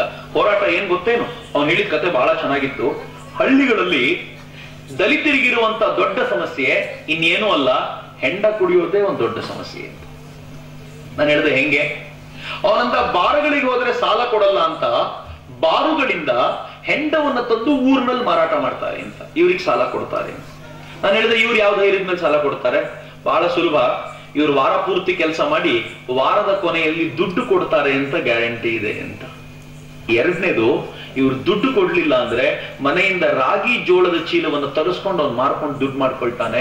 ಅದು ತಂದ್ಕೊಡ್ಲಿಲ್ಲ ಅಂತಂದ್ರೆ ಹೆಂಡತಿಯ ಓಲೆ ಉಂಗುರ ತಂದ್ಕೊಂಡಾದ್ರೂ ಇವನ ಹತ್ರ ದುಡ್ಡು ವಸೂಲ್ ಮಾಡುವುದು ಅಂತ ಗೊತ್ತು ಅಂತ. ನಾನು ಹೇಳಿದೆ ಏನ್ ಮಾಡ್ಬೋದು ಇದಕ್ಕೆ? ಸರ್ಕಾರದ ಒಂದು ಸ್ಪಷ್ಟ ನಿಯಮ ಇದೆ, ಯಾರೂ ಕೂಡ ತಾವು ತಮ್ಮ ಹಳ್ಳಿಯಲ್ಲಿ ಲೈಸೆನ್ಸ್ ಇಲ್ಲದೆ ಮಾರಾಟ ಮಾಡುವಂತಿಲ್ಲ ಮದ್ಯ ಅಂತ. ಅವನು ಹೋರಾಟ ಮಾಡ್ತೀನಿ ಅಂತಂದ. ನಾನಂದೆ ನೀನು ಹೋರಾಟ ಮಾಡ್ಕೋ, ಆದ್ರೆ ನಾವು ಹೃದಯ ಪರಿವರ್ತನೆಗೆ ಬಂದು ನಿಂತ್ಕೋತೀವಿ, ವಿಕಾಸದ ಹಾದಿಯಲ್ಲಿ ಕೈ ಜೋಡಿಸ್ತೀವಿ ಅಂತ. ನನ್ನೆಲ್ಲ ನೆಚ್ಚಿನ ಮಿತ್ರರೇ, ನಂಗೆ ಗೊತ್ತಿಲ್ಲ ಯಾರಾದ್ರೂ ಅಡಿಕ್ಟ್ ಆಗಿದ್ರೆ ಏನೂ ಮಾಡ್ಲಿಕ್ಕಾಗಲ್ಲ, ಆದ್ರೆ ಯಾವ್ಯಾವ ತರುಣರು ಇನ್ನೂ ಆಚೆ ಇದ್ದೀವೋ ಒಂದು ನಿಮಿಷ ಯೋಚನೆ ಮಾಡಿ. ಒಂದು ದಿನ ಕುಡಿತಕ್ಕೆ ದಾಸರಾದ್ವಿ ಅಂತಂದ್ರೆ ಅಲ್ಲಿ ನಮ್ಮ ಜೀವನದ ಎಲ್ಲ ಹೋರಾಟವು ಮುಗಿದೋಯ್ತು. ಯಾರಾದ್ರೂ ಕುಡಿತಕ್ಕೆ ಏನಾದ್ರೂ ಕೊಡ್ತೀವಿ ಅಂತಂದ್ರೆ ಅವ್ರ ಹಿಂದೆ ಹೋಗೋದು, ಯಾರಾದ್ರೂ ಓಟ್ ಹಾಕ್ಲಿಕ್ಕೆ 1000 ರೂಪಾಯಿ ಕೊಡ್ತೀವಿ ಅಂದ್ರೆ ಅವ್ರ ಹಿಂದೆ ಹೋಗೋದು. ಕೊನೆಗೂ ಇನ್ನು 100 ವರ್ಷ ಕಳೆದ ನಂತರವೂ ಕೂಡ ನಮ್ಮ ಮಕ್ಕಳು ಮೊಮ್ಮಕ್ಕಳ ಕಾಲಕ್ಕೆ ಇದೇ ಸ್ಥಿತಿಯಲ್ಲಿ ನಾವಿರ್ತೀವಿ ಹೊರತು ಯಾವತ್ತು ಅಂಬೇಡ್ಕರ್ ಆಗ್ಲಿಕ್ಕೆ, ಯಾವತ್ತು ಬಾಬು ಜಗಜೀವನ್ ರಾಮ್ ಆಗ್ಲಿಕ್ಕೆ ನಮ್ಮಿಂದ ಸಾಧ್ಯವೇ ಆಗಲ್ಲ. ಇನ್ನು 100 ವರ್ಷ ಕಳೆದ್ರೂ ಹೀಗೆ ಇರ್ತೀವಿ. ನಾನು ಎಲ್ಲರನ್ನೂ ಕಳಕಳಿಯಿಂದ, ಅತ್ಯಂತ ಪ್ರೀತಿಯಿಂದ, ನಾನು ಹೃದಯದಿಂದ ಕೇಳ್ಕೊಳ್ಳೋದು ಒಂದೇ ಒಂದು ಮಾತು, ಒಂದು ದೊಡ್ಡ ಈ ಮಾರಕ ರೋಗದಿಂದ ಹೊರಗೆ ಬಂದ್ಬಿಡೋಣ. ಒಂದ್ಸಲ ಈ ರೋಗದಿಂದ ಆಚೆ ಬಂದು ಯಾರ್ಯಾರು ತರುಣರು ನಾವಿದ್ದೀವೋ ಅಧ್ಯಯನಶೀಲರಾಗಿ ಸಮಾಜದಲ್ಲಿ ಮುಂದೆ ಬಂದ್ವಿ ಅಂತಂದ್ರೆ ಸಮಾಜ ನಮ್ಮನ್ನು ಗೌರವಿಸದೇ ಇರೋದಕ್ಕೆ ಸಾಧ್ಯವೇ ಇಲ್ಲ ಅಂತ. ನಾನು ತುಂಬಾ ಬಾರಿ ಈ ಕೆಲವು ದೇವಸ್ಥಾನಗಳಿಗೆ ಹೋದಾಗ ಪ್ರಶ್ನೆ ಮಾಡ್ತೀನಿ. ನಾವು ಕೆಲವು ಜಾತಿಯವ್ರನ್ನ ಸೇರ್ಸಲ್ಲ ಅಂತ ದೂರ ಇಟ್ಟಿರ್ತೀವಿ, ಆದ್ರೆ ಅದೇ ಜಾತಿಯವರು ಏನಾದ್ರೂ ತಹಶೀಲ್ದಾರ್ ಆಗಿ ಬಂದ್ರೆ, ಡಿಸ್ಟ್ರಿಕ್ಟ್ ಕಲೆಕ್ಟರ್ ಆಗಿ ಬಂದ್ರೆ ಬಾಯಿ ಮುಚ್ಕೊಂಡು ಒಳಗೆ ಸೇರಿಸ್ಕೋತೀವಲ್ಲ, ಹೆಂಗೆ? ಪ್ರಶ್ನೆ ಮಾಡಿದ್ದಾರೆ ಅವಾಗಲಾದ್ರು? ಗಂಭೀರವಾದ ಪ್ರಶ್ನೆ ಇದು. ಅಂದ್ರೆ ದೇವರಿಗೆ ದಲಿತರು ಒಳಗ್ ಬರೋದ್ರಿಂದ ಪ್ರಾಬ್ಲಮ್ ಇಲ್ಲ, ದೇವರಿಗೆ ಪ್ರಾಬ್ಲಮ್ ಆಗಲ್ಲ, ಪಕ್ಕದಲ್ಲಿ ನಿಂತ ಅರ್ಚಕರಿಗೆ ಪ್ರಾಬ್ಲಮ್ ಇದೆ. ಅರ್ಚಕರಿಗೆ ಅಸಿಸ್ಟೆಂಟ್ ಕಮಿಷನರ್ ಬಂದ್ರೆ ಪ್ರಾಬ್ಲಮ್ ಇಲ್ಲ, ಡಿಸ್ಟ್ರಿಕ್ಟ್ ಕಲೆಕ್ಟರ್ ಬಂದ್ರೆ ಪ್ರಾಬ್ಲಮ್ ಇಲ್ಲ, ನಮ್ಮೂರಿನ ದಲಿತ ಬಂದ್ರೆ ಪ್ರಾಬ್ಲಮ್ ಇದ್ದಾರೆ ಅಂತಂದ್ರೆ ಪ್ರಾಬ್ಲಮ್ ದೇವರಲ್ಲಿಲ್ಲ, ಪೂಜೆ ಮಾಡೋ ಅರ್ಚಕರಲ್ಲಿದ್ದಾರೆ. ಪೂಜೆ ಮಾಡೋ ಅರ್ಚಕರಲ್ಲಿ ಪ್ರಾಬ್ಲಮ್ ಇದೆ ಅಂತಂದ್ರೆ ಪ್ರಾಬ್ಲಮ್ ಇರೋದು ಮತ್ತೆ ಮನಸ್ಸಿನೊಳಗೆ. ಈ ಮನಸ್ಸನ್ನು ಒಂದ್ಸಲ ಸಾಲ್ಟ್ ಪೇಪರ್ ಹಾಕೊಂಡು ತಿಕ್ ಬಿಟ್ರೆ ಎಲ್ಲ ಪ್ರಾಬ್ಲಮ್ ಸಾಲ್ವ್ ಆಗುತ್ತೆ. ಮತ್ತೆ ಇದು ದೊಡ್ಡ ಕೆಲಸ ಅಲ್ಲ, ಇರೋದು ಒಂದೇ ಒಂದು ಮಾರ್ಗ. ನಾವ್ ಎಷ್ಟು ದೊಡ್ಡ ಗೆರೆ ಎಳಿಬೇಕು ಅಂತಂದ್ರೆ ಅವರ ಮನಸ್ಸಿನಲ್ಲಿರೋ ಕೊಳೆ ತುಂಬಾ ಚಿಕ್ಕದಾಗುವಂತ ಒಂದು ದೊಡ್ಡ ಪ್ರಯತ್ನಕ್ಕೆ ಕೈ ಹಾಕ್ಬಿಟ್ರೆ ಇವತ್ತು ಈ ದೇಶದ ಸಮಸ್ಯೆ ಸಾಲ್ವ್ ಆಗ್ಬಿಡುತ್ತೆ. ಮಿತ್ರರೇ, ಇಡೀ ಜಗತ್ತಿನಲ್ಲಿ ಭಾರತ ಅತ್ಯಂತ ವೇಗವಾಗಿ ಬೆಳೀತಾ ಇರುವಂತ ರಾಷ್ಟ್ರ. ಹೇಗೆ ಬೆಳೀತಾ ಇದೆ ಇವತ್ತು ಅಂತಂದ್ರೆ ನೀವು ಆಶ್ಚರ್ಯಚಕಿತರಾಗ್ತೀರಿ. ಜಗತ್ತಿನ ಎಲ್ಲ ರಾಷ್ಟ್ರಗಳು ಭಾರತವನ್ನ ನೋಡಿ ತಲೆ ತಗ್ಗಿಸಿ ನಿಲ್ಲುವಂತ ವಾತಾವರಣಕ್ಕೆ ತುಂಬಾ ಹತ್ರಕ್ಕೆ ಬರ್ತಿದ್ದೀವಿ. ಇಡೀ ಜಗತ್ತಿನಲ್ಲಿ ಭಾರತ ಹೇಗೆ ತನ್ನ ಬೇಲಿಯನ್ನ ಗಟ್ಟಿ ಮಾಡ್ಕೊಳ್ತಿದೆ ಅಂತಂದ್ರೆ, ಯಾವ ಪಾಕಿಸ್ತಾನ ಭಾರತವನ್ನ ಗುರಾಯಿಸ್ತಿತ್ತೋ ಇವತ್ತು ನಮ್ಮ ಮನೆಯಲ್ಲಿ ಸಾಕಿರೋ ನಾಯಿಗಿಂತ ಕಡೆಯಾಗಿ ಒಟಗುಡುತ್ತಿದೆ ಪಾಕಿಸ್ತಾನ.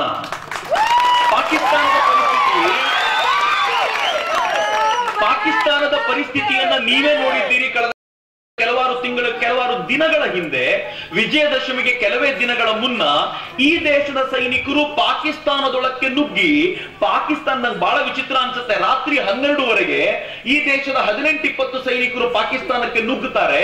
ಪಾಕಿಸ್ತಾನದ 8-9 ಸೇನಾ ಕ್ಯಾಂಪ್ಗಳನ್ನ ಧ್ವಂಸ ಮಾಡ್ತಾರೆ. ಅಲ್ಲಿರುವಂತ ಸೈನಿಕರನ್ನ, ಭಯೋತ್ಪಾದಕರನ್ನ ಕೊಲ್ತಾರೆ. 4ವರೆಗೆ ವಾಪಸ್ ಬರ್ತಾರೆ. 4 ಗಂಟೆಯಲ್ಲಿ ಮುಗಿಸೋ ಕೆಲಸ ಇದು. 4ವರೆಗೆ ವಾಪಸ್ ಬಂದು ಅವ್ರಿಗೆ ಇಷ್ಟ ಆಗೋ ತಿಂಡಿಯನ್ನು ಅವ್ರು ಡೇರೆಯಲ್ಲಿ ಮಾಡಿದ್ರಂತೆ. ಹೊಟ್ಟೆ ತುಂಬಾ ತಿಂದ್ರೆ ಸೈನಿಕ ಮುಖ್ಯಾಧಿಕಾರಿ ಬೆಳಗ್ಗೆ 10-10ವರೆಗೆ ಪಾಕಿಸ್ತಾನದ ಸೈನಿಕ ಮುಖ್ಯಾಧಿಕಾರಿ ಫೋನ್ ಮಾಡ್ಬಿಟ್ಟು, ನಾವು ನಿಮ್ ದೇಶದ ಒಳಗೆ ಬಂದಿದ್ವಿ, 8-9 ಸೇನಾ ನೆಲೆ ಧ್ವಂಸ ಮಾಡಿದ್ದೀವಿ ನಿಮ್ದು, ಅದರಲ್ಲಿ ಅನೇಕರು ಸತ್ತೋಗಿದ್ದಾರೆ, ಎಷ್ಟು ಸತ್ತಿದ್ದಾರೆ ಅಂತ ನಮ್ಗೆ ಲೆಕ್ಕ ಸಿಗ್ಲಿಲ್ಲ, ಸ್ವಲ್ಪ ಲೆಕ್ಕ ನೋಡಿ ಹೇಳ್ತೀರಾ ಅಂತ ಈ ದೇಶದ ಸೈನಿಕಾಧಿಕಾರಿ ಪಾಕಿಸ್ತಾನದ ಅಧಿಕಾರಿ ಫೋನ್ ಮಾಡಿ ಹೇಳ್ತಾರೆ ಅಂದ್ರೆ ಭಾರತದ ತಾಕತ್ತು ಹೆಂಗ್ ಬೆಳೆದಿದೆ ಮಿತ್ರರೇ. ಭಾರತದ ಶಕ್ತಿ ಹೆಂಗ್ ಬೆಳೆದಿದೆ ಇವತ್ತು ಅಂತಂದ್ರೆ, ಪಾಕಿಸ್ತಾನ ಈ ದೇಶದ ಮೇಲೆ ಸೈನಿಕರನ್ನ ಬಲಿ ತೆಗೆದುಕೊಂಡಾಗ 18 ಸೈನಿಕರು ಸ್ಪಾಟ್ ಅಲ್ಲಿ ತೀರ್ಕೊಂಡ್ರು, ಒಬ್ರು ಹಾಸ್ಪಿಟಲ್ ತೀರ್ಕೊಂಡ್ರು, ಒಟ್ಟು 19 ಸೈನಿಕರು. ಈ ಸೈನಿಕರು ತೀರ್ಕೊಂಡಾಗ ರಷ್ಯಾ ಎನ್ನುವಂತ ರಾಷ್ಟ್ರ ಕೂಡ್ಲೇ ಹೇಳ್ತು, ಪಾಕಿಸ್ತಾನ ಮತ್ತು ಭಾರತ ಇವೆರಡರ ನಡುವೆ ಆಯ್ಕೆ ಬಂದಾಗ ನಾನು ಭಾರತವನ್ನ ಆಯ್ಕೊಳ್ತೇನೆ ಹೊರತು ಪಾಕಿಸ್ತಾನವನ್ನಲ್ಲ ಅಂತ ರಷ್ಯಾ ಹೇಳ್ತು. ಈ ದೇಶ ಪಾಕಿಸ್ತಾನದ ವಿರುದ್ಧ ಮಾತನಾಡಿದ್ದನ್ನು ಕೇಳಿದ ತಕ್ಷಣ ಪಾಕಿಸ್ತಾನಕ್ಕೆ ಈ ದೇಶ ಹೇಳ್ತು, ನಾನು ಪಾಕಿಸ್ತಾನಕ್ಕೆ ಸಾರ್ಕ್ ಸಮಿಟ್ ನಡೀತಾ ಇದೆ, ಪಾಕಿಸ್ತಾನ ಇಷ್ಟು ಕಚಡ ಕೆಲಸ ಮಾಡಿರೋದ್ರಿಂದ ನಾನು ಪಾಕಿಸ್ತಾನಕ್ಕೆ ಬರಲ್ಲ ಅಂತ ಹೇಳಿದ ತಕ್ಷಣ ಸಾರ್ಕ್ ಮೀಟಿಂಗಿಗೆ ಹೋಗ್ಬೇಕಾಗಿದ್ದ ಬಾಂಗ್ಲಾದೇಶ ಬರಲ್ಲ ಅಂತ, ಸಾರ್ಕ್ ಮೀಟಿಂಗಿಗೆ ಹೋಗ್ಬೇಕಾಗಿದ್ದ ಅಫ್ಘಾನಿಸ್ತಾನ ಬರಲ್ಲ ಅಂತ, ಸಾರ್ಕಿಗೆ ಹೋಗ್ಬೇಕಾಗಿದ್ದ ನೇಪಾಳ ಬರಲ್ಲ ಅಂತು, ಮಯನ್ಮಾರ್ ಬರಲ್ಲ ಅಂತು, ಶ್ರೀಲಂಕಾ ಬರಲ್ಲ ಅಂತು, ಇನ್ನಿದ್ದಿದ್ ಪಾಕಿಸ್ತಾನ ಒಂದೇ. ಪಾಕಿಸ್ತಾನ ಹೇಳಿದ್ ಮತ್ತೆ ನಾನೊಬ್ಬನೇ ಏನ್ ಮಾಡ್ಕೊಳ್ಳೋದು, ನಾವು ಮಾಡಲ್ಲ ಮೀಟಿಂಗ್ ಅಂತ ಕ್ಯಾನ್ಸಲ್ ಮಾಡ್ತೀವಿ. ಮೀಟಿಂಗ್ಗೆ ಕ್ಯಾನ್ಸಲ್ ಆಯ್ತು. ನೆನ್ಪಿಟ್ಕೊಳ್ಳಿ, ಭಾರತ ಬರಲ್ಲ ಅಂತ ಹೇಳಿದ್ದಕ್ಕೋಸ್ಕರ ದಕ್ಷಿಣ ಏಷ್ಯಾಕ್ಕೆ ಸಂಬಂಧಪಟ್ಟಂತ ಮಹತ್ವದ ಮೀಟಿಂಗ್ಗೆ ಕ್ಯಾನ್ಸಲ್ ಆಗುತ್ತೆ ಅಂತಂದ್ರೆ ಇವತ್ತು ಭಾರತ ಹೆಂಗ್ ಬೆಳೆದಿರ್ಬೋದು ಅಂತ. ಇವತ್ತು ಭಾರತದ ಸಾಮರ್ಥ್ಯ ಎಷ್ಟು ವಿಸ್ತಾರವಾಗಿ ಬೆಳೆದು ನಿಂತಿದೆ ಅಂತಂದ್ರೆ ಇವತ್ತು ಚೈನಾ ಕೂಡ ಭಾರತದ ಎದುರಿಗೆ ಮಾತನಾಡದ ಪರಿಸ್ಥಿತಿಗೆ ಬಂದು ನಿಂತು ಭಾರತ ಬಲಾಢ್ಯವಾಗಿರುವಂತ ರಾಷ್ಟ್ರವಾಗಿ ನಿಂತಿದೆ. ಹೊರಗಡೆಯಿಂದ ತುಂಬಾ ಗಟ್ಟಿಯಾಗಿದ್ದೀವಿ, ಒಳಗಡೆಯಿಂದ ಗೆದ್ದಲು ತಿಂದ ಮರದ ತರ ಆಗೋಗ್ಬಿಟ್ಟಿದ್ದೀವಿ. ಎಷ್ಟು ವೀಗತ್ಬಿಟ್ಟಿದ್ದೀವಿ ಗೊತ್ತೇನು? ನಂಗೆ ಬಹಳ ನೋವಾಗತ್ತೆ. ಈ ದೇಶವನ್ನ ಚೂರು ಚೂರು ಮಾಡಬೇಕು ಅಂತ, ಚಿಂದಿ ಚಿಂದಿ ಮಾಡಬೇಕು ಅಂತ, ನಮ್ಮ ನಡುವೆ ಜಗಳ ಹಚ್ಚಿ ಈ ದೇಶವನ್ನು ನಾಶ ಮಾಡಬೇಕು ಅಂತ ಈ ಕಮ್ಯುನಿಸ್ಟ್ರು ಅನ್ಸ್ಕೊಂಡವ್ರು ಕೆಲವರು ತಿರುಗಾಡ್ತಿದ್ದಾರೆ. ಕೆಂಪು ಬಾವುಟ ಹೇಳ್ಕೊಂಡು ಬಂದ್ಬಿಡ್ತಾರೆ. ಈ ದೇಶದಲ್ಲಿ ಎತ್ತಿ ಕಟ್ಟೋದು, ಭಡಕಾಯಿಸೋದು ಎಲ್ಲ ಮಾಡ್ತಾರೆ. ಈ ದೇಶದ ಜನರನ್ನ, ದಲಿತರನ್ನ ಮೇಲ್ವರ್ಗದವರು ತುಳಿತಾರೆ ಅಂತ ಮೇಲ್ವರ್ಗ ಮೇಲೆತ್ತಿ ಕಟ್ಟೋದು, ಆ ಕಡೆ ಮುಸಲ್ಮಾನರನ್ನ ಹಿಂದೂಗಳು ನಾಶ ಮಾಡ್ತಿದ್ದಾರೆ ಅಂತ ಅವ್ರನ್ನ ಎತ್ಕೊಟ್ಟೋದು. ಹಿಂಗ್ ಮಾಡ್ತಾ ಮಾಡ್ತಾ ಮಾಡ್ತಾ ಎಷ್ಟು ನೀಚ ಕೆಲಸ ಮಾಡ್ತಿದ್ದಾರೆ ಅಂತಂದ್ರೆ ಇವ್ರು ಇಲ್ಲಿಗೆ ಬಂದು ದಲಿತರನ್ನ ಮೇಲ್ವರ್ಗದವ್ರ ಮೇಲೆ ಎತ್ತಿ ಕಟ್ತಾರೆ. ಆದ್ರೆ ಕೇರಳದಲ್ಲಿ ಅವ್ರದೇ ಸರ್ಕಾರ ಇರುವಂತ ಜಾಗದಲ್ಲಿ ದಲಿತರನ್ನ ಕೊಲೆ ಮಾಡ್ಕೊಂಡು ತಿರುಗಾಡ್ತಾರೆ. ಒಬ್ಬ ದಲಿತರನ್ನ ಹತ್ಯೆ ಮಾಡಿದ್ರು, ಒಬ್ಬನೇ ಒಬ್ಬ ಕೆಂಪು ಪಡೆಯ ನಾಯಕ ಅದ್ರ ಬಗ್ಗೆ ಮಾತನಾಡ್ಲಿಲ್ಲ. ನಂಗೆ ಬಹಳ ನೋವಾಗೋದು ಯಾಕೆ ಅಂತಂದ್ರೆ ನಾವು ನೀವು ಇಷ್ಟು ಪ್ರೀತಿಯಿಂದ ಸೇರ್ಲಿಕ್ಕೆ ಸಾಧ್ಯ ಆಗುವಾಗ ಯಾವನೋ ಒಬ್ಬ ಮಧ್ಯೆ ಬಂದು ಸೇರಬೇಡಿ ಅಂತಂದಾಗ ಈ ದೇಶ ಒಳಗಿಂದ ಏನ್ ಗಟ್ಟಿ ಆಗ್ಬೇಕಾಗಿತ್ತಲ್ಲ ಆ ಗಟ್ಟಿ ಆಗೋದು ಸಾಧ್ಯವೇ ಇಲ್ಲ. ನನ್ಗೆ ಗೊತ್ತಿದೆ ಮಿತ್ರರೇ, ನೂರಾರು ವರ್ಷಗಳ ಕಾಲ, ಸಾವಿರಾರು ವರ್ಷಗಳ ಕಾಲ ತುಳಿತಕ್ಕೊಳಪಟ್ಟಾದ ಜನಾಂಗ ಯಾರು ವಿವೇಕಾನಂದರನ್ನು ಅನುಸರಿಸ್ತಾರೋ ಅವರಿಗಿಂತ ಹೆಚ್ಚು ಚೆನ್ನಾಗಿ ಗೊತ್ತಿರ್ಲಿಕ್ಕೆ ಸಾಧ್ಯವೇ ಇಲ್ಲ. ಸ್ವಾಮಿ ವಿವೇಕಾನಂದರು ಹೇಳ್ತಾರೆ, 1000 ವರ್ಷಗಳ ಕಾಲ ಒಂದು ಜನಾಂಗ ಎಷ್ಟು ಕಷ್ಟಪಟ್ಟಿದೆ ಅಂತಂದ್ರೆ ಆ ಜನಾಂಗ ಶ್ರೇಷ್ಠ ಸಂಗತಿಯನ್ನು ಅನುಭವಿಸಬೇಕಾಗಿರುವಂತ ಕಾಲ ಬರಬೇಕು ಅಂತ ಸ್ವಾಮೀಜಿ ತುಂಬಾ ಸುಂದರವಾದ ಮಾತುಗಳಲ್ಲಿ ಹೇಳ್ತಾರೆ. ಸ್ವಾಮೀಜಿಯ ಅನುಯಾಯಿಯಾಗಿ ನಮ್ಮಂತವರಿಗೆ ಸ್ವಾಮೀಜಿ ಕಲಿಸಿಕೊಟ್ಟಂತ ಪಾಠ ದೊಡ್ಡದ್ದು. ನೀವು ನಂಬೆಲ್ಲ ಆಶ್ಚರ್ಯ ಆಗುತ್ತೆ, ಸ್ವಾಮಿ ವಿವೇಕಾನಂದರು ಎಂತ ಮಾತು ಹೇಳಿದ್ರು ಅಂತಂದ್ರೆ ಸ್ವಾಮೀಜಿ ಹೇಳ್ತಾರೆ, ಚೆನ್ನೈನಲ್ಲಿ, ಚೆನ್ನೈ ಅವತ್ತು ಮಡ್ರಾಸ್ ಅದು, ಚೆನ್ನೈನಲ್ಲಿ ಮೇಲ್ವರ್ಗದವರು ಸೇರಿರುವಂತ ಕಾರ್ಯಕ್ರಮದಲ್ಲಿ ಮಾತನಾಡ್ತಾ ಸ್ವಾಮೀಜಿ ಹೇಳ್ತಾರೆ, ನಿಮ್ಗಿರೋದು 2 ದಾರಿ. ಒಂದು, ಅಲ್ಲಿ ಕಾಲೋನಿಯಲ್ಲಿ ಇರುವಂತ ಆ ಬಡ ಜನರ, ದಲಿತರ, ತುಳಿತಕ್ಕೊಳಗಾದವರ ಪೂಜೆ ಮಾಡಿ, ಇಲ್ಲ ಅಂದ್ರೆ ಸಮುದ್ರಕ್ಕೆ ಬಿದ್ದು ಸಾಯಿರಿ ಅಂತಂದ್ರು ಸ್ವಾಮಿ. ಈ ಮಾತನ್ನು ಹೇಳೋ ತಾಕತ್ತು ಸ್ವಾಮೀಜಿಗೆ ಮಾತ್ರ ಇದ್ದಿದ್. ಯಾಕೆ ಅಂದ್ರೆ ಸ್ವಾಮೀಜಿ ಹೃದಯದಿಂದ ಅದನ್ನು ಅನುಭವಿಸಿದ್ರು ಅಂತ. ಮಿತ್ರರ, ಇತ್ತೀಚೆಗೆ ನಾನು ಮಾತಾ ಅಮೃತಾನಂದಮಯಿಯವರನ್ನು ನೋಡ್ಲಿಕ್ಕೆ ಹೋಗಿದ್ದೆ. ಮಾತಾ ಅಮೃತಾನಂದಮಯಿ ಯಾರು ಗೊತ್ತೇನು? ಹೆಂಗಿದೆ ನೋಡಿ, ನಾವು ಅಂತರಂಗದಿಂದ ಬೆಳಗಿದ್ರೆ ಎಷ್ಟು ಶ್ರೇಷ್ಠ ಮಟ್ಟದ ಜವಾಬ್ದಾರಿ ಬರುತ್ತೆ. ಮಾತಾ ಅಮೃತಾನಂದಮಯಿ ಕೇರಳದಲ್ಲಿ ಅತ್ಯಂತ ಕೆಳವರ್ಗದ ಹೆಣ್ಣು ಮಗಳು, ಬೆಸ್ತರ ಮನೆಯಲ್ಲಿ ಹುಟ್ಟಿದ ಹೆಣ್ಣು ಮಗಳು. ಆ ಬೆಸ್ತರ ಮನೆಯಲ್ಲಿ ಹುಟ್ಟಿದ ಹೆಣ್ಮಗಳಿಗೆ ಚಿಕ್ಕಂದಿನಿಂದಲೂ ಭಗವಂತನ ಧ್ಯಾನದಿಂದ ಎಷ್ಟು ಎತ್ತರಕ್ಕೆ ಬೆಳೆದ್ಬಿಟ್ಟು ಆ ತಾಯಿ ಅಂತಂದ್ರೆ ಅಮ್ಮ ಅಮ್ಮ ಅಮ್ಮ ಅಂತ ಕರೆಯುವಂತ ಜಗತ್ತಿನಲ್ಲಿ ಕೋಟ್ಯಂತರ ಜನ ಭಕ್ತರು ಮಾತಾ ಅಮೃತಾನಂದಮಯಿಗಿದ್ದಾರೆ. ಅತ್ಯಂತ ಕೆಳವರ್ಗದವರು. ಅನೇಕರು ಕೆಳವರ್ಗದವ್ರನ್ನ ದೇವಸ್ಥಾನಕ್ಕೆ ಸೇರ್ಸರಲ್ಲ, ಮುಟ್ಟಿಸ್ಕೊಳ್ಳಲ್ಲ ಅಂತೆಲ್ಲ ಮಾತಾಡ್ತಿರ್ತಾರಲ್ಲ. ಮಾತಾ ಅಮೃತಾನಂದಮಯಿ ಬಂದು ತಬ್ಬಿಕೊಂಡು ಅಮ್ಮ ಆಶೀರ್ವಾದ ಮಾಡಮ್ಮ ಅಂತ ಕೇಳ್ಕೊಂಡು ಹೋಗ್ತಾರೆ. ನನ್ಗೆ ಬಹಳ ವಿಚಿತ್ರ ಅನ್ಸುತ್ತೆ. ಯಾರು ದೇವಸ್ಥಾನಕ್ಕೆ ನಾವು ಬೆಸ್ತರನ್ನ ಸೇರ್ಸಲ್ಲ ಅಂತ ಹೇಳ್ತಿರ್ತೀವೋ ಅವ್ರು ಮಾತಾ ಅಮೃತಾನಂದಮಯಿ ಅವರ ಹತ್ರ ಬಂದು ಕಾಲಿಗೆ ಬಿದ್ದು ನಮ್ ದೇವಸ್ಥಾನಕ್ಕೆ ಒಂದ್ಸಲ ಬಂದು ಹೋಗ್ತೀರೇನಮ್ಮ ಅಂತ ಕೇಳ್ಕೊಳ್ತಾರೆ. ಯಾಕೆ ಅಂದ್ರೆ ಅಂತರಂಗದ ವಿಕಾಸ ಅಷ್ಟೇ ಇವತ್ತಾಗಬೇಕಾಗಿರೋದು ಇಷ್ಟೇ. ಅದಕ್ಕೆ ನಾನು ಕಳಕಳಿಯಿಂದ ಕೇಳ್ಕೊಳ್ಳೋದು, ಯಾರು ತರುಣರು ನಾವಿದ್ದೀವಿ, ಒಂದಷ್ಟು ಸಂಕಲ್ಪಗಳನ್ನು ಮಾಡೋಣ. ಈ ಸಂಕಲ್ಪ ಏನಾಗಬೇಕು ಅಂತಂದ್ರೆ ನಮ್ಮ ದೃಷ್ಟಿ, ನಮ್ಮ ಗುರಿ ಬಾಬಾ ಸಾಹೇಬ್ ಅಂಬೇಡ್ಕರ್ ಮತ್ತು ಡಾಕ್ಟರ್ ಬಾಬು ಜಗಜೀವನ್ ರಾಮ್ ತರದ ಶ್ರೇಷ್ಠ ನಕ್ಷತ್ರಗಳು ಅವ್ರ ಮಟ್ಟಕ್ಕೆ ಏರಬೇಕು ಅಂತ. ಅವ್ರ ಮಟ್ಟಕ್ಕೆ ಏರಬೇಕು ಅಂತಂದ್ರೆ ಒಳ್ಳೆಯ ಗುಣಗಳನ್ನ, ವ್ಯಕ್ತಿತ್ವಗಳನ್ನ ನಮ್ದಾಗಿಸಿಕೊಳ್ತಾ ಯಾವುದನ್ನ ನಮ್ಮ ಸಮಾಜವನ್ನ ತಿಂದು ಹಾಕ್ತಾ ಇದೆಯೋ ಆ ಪಿಡುಗನ್ನ ನಿವಾರಿಸಲಿಕ್ಕೆ ನಾವೆಲ್ಲರೂ ಒಟ್ಟಾಗಿ ನಿಲ್ಲಬೇಕು ಅಂತ. ಈ ಕಾರಣಕ್ಕೋಸ್ಕರ ಯುವ ಬ್ರಿಗೇಡ್ ತುಂಬಾ ದೊಡ್ಡ ಪ್ರಯತ್ನ ಮಾಡ್ತಿದೆ. ನಾವಂತೂ ಅನೇಕ ಕಾಲೋನಿಗಳಿಗೆ, ಕೇರಿಗಳಿಗೆ ಹೋಗಿ ಸ್ವಚ್ಛತೆಗೋಸ್ಕರ ಬದ್ಧರಾಗಿದ್ದೀವಿ ಅಂತ. ಒಮ್ಮೆ ಸ್ವಚ್ಛತೆಯ ಕಲ್ಪನೆ ಮಾಡ್ಕೊಳ್ಳಿ, ಏನ್ ಸುಂದರವಾದ ವಾತಾವರಣ ನಿರ್ಮಾಣ ಆಗುತ್ತೆ. ಇಲ್ಲೇ ಬೆಳಗಾವಿ ಹತ್ರ, ಕೊಲ್ಲಾಪುರದ ಹತ್ರ ಒಬ್ಬ ಸ್ವಾಮೀಜಿ ಇದ್ದಾರೆ, ಕಾಡಸಿದ್ದೇಶ್ವರ ಸ್ವಾಮೀಜಿ ಅಂತ. ಅವರೊಂದು ದೊಡ್ಡ ಪ್ರಯತ್ನ ಮಾಡಿದ್ರು. ಅನೇಕ ಕಾಲೋನಿಗಳಲ್ಲಿ ಅವ್ರ ಮಾತನ್ನು ಕೇಳ್ತಾರೆ, ಸ್ವಾಮೀಜಿ ಅವ್ರ ಮಾತನ್ನ. ಕಾಲೋನಿಗಳಲ್ಲಿ ಸ್ವಚ್ಛತೆ ಬರಬೇಕು ಅಂತ ಸ್ವಾಮೀಜಿ ಏನ್ ಮಾಡಿದ್ರು, ಆ ಕಾಲೋನಿಗಳಲ್ಲಿ ಟಾಯ್ಲೆಟ್ ಎಲ್ಲರೂ ಬಳಸಬೇಕು ಅಂತ ಸಂಕಲ್ಪ ಮಾಡಿದ್ರು. ಬದಲಾವಣೆ ಹೆಂಗ್ ಬರುತ್ತೆ ನೋಡಿ, ನಿಮ್ಗೆ ಆಶ್ಚರ್ಯ ಆಗುತ್ತೆ. ಇದನ್ನ ಹೇಳಿದ್ರೆ ಯಾರು ಮಾತಾಡಲ್ಲ ಇಂಥ ಸಂಗತಿಗಳನ್ನ. ಕಾಲೋನಿಗಳಲ್ಲಿ ಬದಲಾವಣೆ ಬರಬೇಕು ಅಂತ ಸ್ವಾಮೀಜಿ ಅವ್ರಿಗೆಲ್ರಿಗೂ ಟಾಯ್ಲೆಟ್ ಯೂಸ್ ಮಾಡಬೇಕು ಅಂತ ಹೇಳಿದ್ರು, ಕುಡಿತ ಬಿಡ್ಬೇಕು ಅಂತ ಹೇಳಿದ್ರು. ನಾನು ಕೇಳಿದ್ರೆ, ಸ್ವಾಮೀಜಿ ಕುಡಿತ ಬಿಟ್ಬಿಟ್ರ ನೀವು ಹೇಳಿದ ತಕ್ಷಣ? ಅವರಂದ್ರು, ಇಲ್ಲ ಇಲ್ಲ, ಕುಡಿತ ಬಿಡ್ಲಿಲ್ಲ. ಆದ್ರೆ ನಾವೊಂದು ಸಂಕಲ್ಪ ಮಾಡಿದ್ವಿ, ಯಾರು ಊರ್ನಲ್ಲಿ ಕುಡ್ಕೊಂಡು ಬರ್ತಾರೋ ಅಂತವ್ರನ್ನ ಹಿಡಿದು ಕೊಟ್ರೆ 100 ರೂಪಾಯಿ ಬಹುಮಾನ ಕೊಡ್ತಿದ್ವಿ. ಯಾರಾದ್ರೂ ಕುಡ್ಕೊಂಡು ಬಂದ್ರೆ ಊರ್ನಲ್ಲಿ ಸ್ವಾಮೀಜಿನ ಕಂಡ್ರೆ ತುಂಬಾ ಗೌರವ, ಹೆದರ್ಕೊಂಡು ಬರೋರು, ಹುಡುಕ್ ಕೊಟ್ರೆ 100 ರೂಪಾಯಿ. ಅನೇಕ ಹುಡುಗರು ಸ್ವಾಮೀಜಿ ಹತ್ರ ಓಡ್ ಬರೋರಂತೆ, ಸ್ವಾಮೀಜಿ ಅವ್ನು ಕುಡ್ಕೊಂಡು ಬಂದ ನೋಡ್ರಿ ಅಂತ ಹೇಳೋದು. ಸ್ವಾಮೀಜಿ ಅವನಿಗೆ 100 ರೂಪಾಯಿ ಕೊಡೋದು. ನಾನು ಕೇಳೋದು, ಸ್ವಾಮೀಜಿ 100 ರೂಪಾಯಿ ಎಲ್ಲಿಂದ ತಂದು ಕೊಡ್ತಿದ್ರಿ? ಅವ್ರು ಹೇಳಿದ್ರು, ಬಹಳ ಸಿಂಪಲ್, ಯಾರು ಕುಡ್ಕೊಂಡು ಬರ್ದಿರ್ತಾನೋ 500 ರೂಪಾಯಿ ದಂಡ ಹಾಕ್ತಿದ್ದೆ ಅವನಿಗೆ, 400 ರೂಪಾಯಿ ಉಳಿದಿದ್ದೇನೆ ಹಳ್ಳಿ ಅಭಿವೃದ್ಧಿಗೆ ಅಂತ ಕೊಡ್ತಿದ್ವಿ ಅಂತ. ಇಡೀ ಊರಿನಲ್ಲಿ ಟಾಯ್ಲೆಟ್ಗಳ ನಿರ್ಮಾಣ ಆದವು. ಸ್ವಾಮೀಜಿ ಆ ಟಾಯ್ಲೆಟ್ ಅನ್ನು ಕಟ್ಟಬೇಕಾದ್ರೆ ತಾವೇ ಹೋಗಿ ನಿಂತ್ಕೊಳ್ತಿದ್ರು. ಟಾಯ್ಲೆಟ್ ಅನ್ನು ಬಳಸೋದು ಹೇಗೆ ಅಂತ ತಾವೇ ಕಲಿಸ್ಕೊಡ್ತಿದ್ರು ಪ್ರತಿಯೊಬ್ಬರಿಗೂ. ಹೆಂಗ್ ಯೂಸ್ ಮಾಡ್ಬೇಕು, ನೀರ್ ಹೇಗ್ ಹಾಕ್ಬೇಕು, ಕ್ಲೀನ್ ಹೆಂಗ್ ಇಡಬೇಕು ಅಂತ. ಆಮೇಲೆ ನಾನು ಕೇಳಿದ್ರು, ಕ್ಲೀನ್ ಆಗಿರ್ತಿತ್ತ ಸ್ವಾಮೀಜಿ? ನಮ್ಗೆಲ್ಲ ಅನುಮಾನ ಅಲ್ವಾ ಕ್ಲೀನ್ ಆಗಿ ಇಟ್ಕೊಳ್ಳಲ್ಲ ಅಂತ. ಸ್ವಾಮೀಜಿ ಹೇಳಿದ್ರು, ಯಾರ ಟಾಯ್ಲೆಟ್ ಗಲೀಜಾಗಿದ್ಯೋ ಅವ್ರಿಗೆ 100 ರೂಪಾಯಿ ದಂಡ ಆಗ್ತಿದೆ. ನಾನು ಹೇಳ್ತಿದ್ದೆ, ಅವರಿಗೆ ಎಲ್ಲಿಂದ ಕೊಡ್ತಿದ್ರಿ? ಯಾರು ಕ್ಲೀನ್ ಆಗಿ ಇಟ್ಕೊಳ್ತಿದ್ರೋ ಅವರಿಗೆ ಬಹುಮಾನ ಕೊಡ್ತಿದ್ವಿ, ಗಲೀಜಾಗಿ ಇಟ್ಕೊಂಡವ್ರ ಹತ್ರ ದಂಡ ತಗೊಂಡು ಅವ್ರಿಗೆ ಬಹುಮಾನ ಕೊಡ್ತಿದ್ವಿ ಅಂತ. ಹೇಳುದು ಬಹಳ ವಿಚಿತ್ರ, ಚೆನ್ನಾಗಿದೆ ಅಂತ. ಎಷ್ಟು ಚೆನ್ನಾಗಿದೆ ಅಂತಂದ್ರೆ ನೀವು ನಂಬಲ್ಲ ಮಿತ್ರರೇ. ಆ ಊರಿನಲ್ಲಿ ಬದಲಾವಣೆ ಹೆಂಗ್ ಬಂತು ಅಂತಂದ್ರೆ, ನಾನು ನನ್ನ ಅನೇಕ ಮಿತ್ರರನ್ನ ಕರ್ಕೊಂಡು ಆ ಊರಿಗೆ ಹೋದೆ. ಬಹುಶಃ 3-4 ವರ್ಷದ ಹಿಂದೆ. ದಯವಿಟ್ಟು ನೋಡ್ಕೊಂಡು ಬನ್ನಿ ಆ ಊರುಗಳನ್ನ. ಆ ಊರಿಗೆ ಹೋದೆ. ಆ ಊರಿಗೆ ಹೋಗಿದ ತಕ್ಷಣ 4 ಜನ ಹುಡುಗರು ಬಂದ್ರು. ಬಂದ ತಕ್ಷಣ ನನ್ನ ಕೈಯಲ್ಲಿ ಒಂದು ಕರಪತ್ರ ಕೊಟ್ರು. ಆ ಕರಪತ್ರ ನೋಡಿದೆ, ಮೊದಲನೇ ಸಾಲಿನಲ್ಲಿ ಬರೆದಿತ್ತು, ಈ ಊರಲ್ಲಿ ನಾವ್ ಯಾರು ಪ್ಲಾಸ್ಟಿಕ್ ಬಳಸಲ್ಲ, ನೀವೇನಾದ್ರೂ ಪ್ಲಾಸ್ಟಿಕ್ ತಂದಿದ್ರೆ ನಿಮ್ ಬ್ಯಾಗ್ ಇಂದ ಹೊರಗೆ ತೆಗಿಬೇಡಿ. ಎರಡನೇ ಸಾಲ ಏನಿತ್ತು ಗೊತ್ತಾ? ಈ ಊರಲ್ಲಿ ನಾವ್ ಯಾರು ಕುಡಿಯೋದಿಲ್ಲ, ನೀವ್ ಅಪ್ಪಿತಪ್ಪಿ ಕುಡಿಯೋ ಸಂಗತಿ ಏನಾದ್ರೂ ಇದ್ರೆ ನಿಮ್ ಬ್ಯಾಗಿಂದ ಆಚೆ ತರಬೇಡಿ. ಈ ಊರಲ್ಲಿ ಧೂಮಪಾನ ವರ್ಜಿತ, ಯಾರು ಸಿಗರೇಟು ಬೀಡಿ ಸೇದೋಂಗಿಲ್ಲ. ಈ ಊರಿನಲ್ಲಿ ಗುಟ್ಕಾ ಕೂಡ ಹಾಕುವಂಗಿಲ್ಲ. ಇಲ್ಲಿರೋ ಅಷ್ಟು ದಿನ ಇಷ್ಟು ತಕ್ಕಂತೆ ನಡ್ಕೋಬೇಕು ಅಂತ ಎಂಟ್ರೆನ್ಸ್ ಅಲ್ಲೇ ಒಂದ್ ಕರಪತ್ರ. ನಾನ್ ದಂಗ್ ಬಿಡೋದ, ಏನ್ ಅವಸ್ಥೆಪ್ಪ ಇದು ಅಂತ. ಒಬ್ಬ ಹುಡುಗ ಬಂದ್ ನನ್ ಕೇಳ್ದ, ಸ್ವಾಮೀಜಿ ಕಳ್ಸ್ಕೊಟ್ಟಾರೇನ್ರಿ ನಿಮ್ಮನ್ನ? ಹೌದು ಅಂದೆ ನಾನು. ಅವನ್ ಕರ್ಕೊಂಡು ಹೋದ, ಇಡೀ ಊರನ್ನ ಎಲ್ಲ ತೋರಿಸ್ದ, ನನಗೆ ಎಲ್ಲ ಮಾತನಾಡಿಸ್ದ. ಒಂದ್ ಮನೆಗೆ ಹೋದಾಗ ಒಂದ್ ಹುಡುಗಿ ಹೇಳ್ತು, ಕಾಲೇಜ್ ಹೋಗ್ತಿರೋ ಅಂತ ಹುಡುಗಿ, ಅಣ್ಣ ಯಾರು ಗೊತ್ತೇನ್ರಿ ಅವನು ಅಂತ. ಅಂದ್ರೆ ನಂಗೆ ಗೊತ್ತಾಗ್ಬೇಕು. ಅವಳಂದು, ಸಿಕ್ಕಾಪಟ್ಟೆ ಕುಡಿತಿದ್ದ, ಸಾಯಂಕಾಲ ಕುಡ್ಕೊಂಡ್ ಬರದೆ ಮನೆಗೆ ಬರುವಂತ ರೂಢಿನೇ ಇರ್ಲಿಲ್ಲ.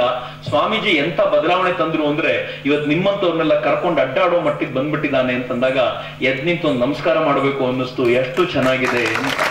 ನಾವು ಸ್ವಲ್ಪ ಜಾರಿದ್ರೆ ಸಮಾಜದಲ್ಲಿ ಬೆಲೆ ಕಳ್ಕೊಳ್ತೀವಿ.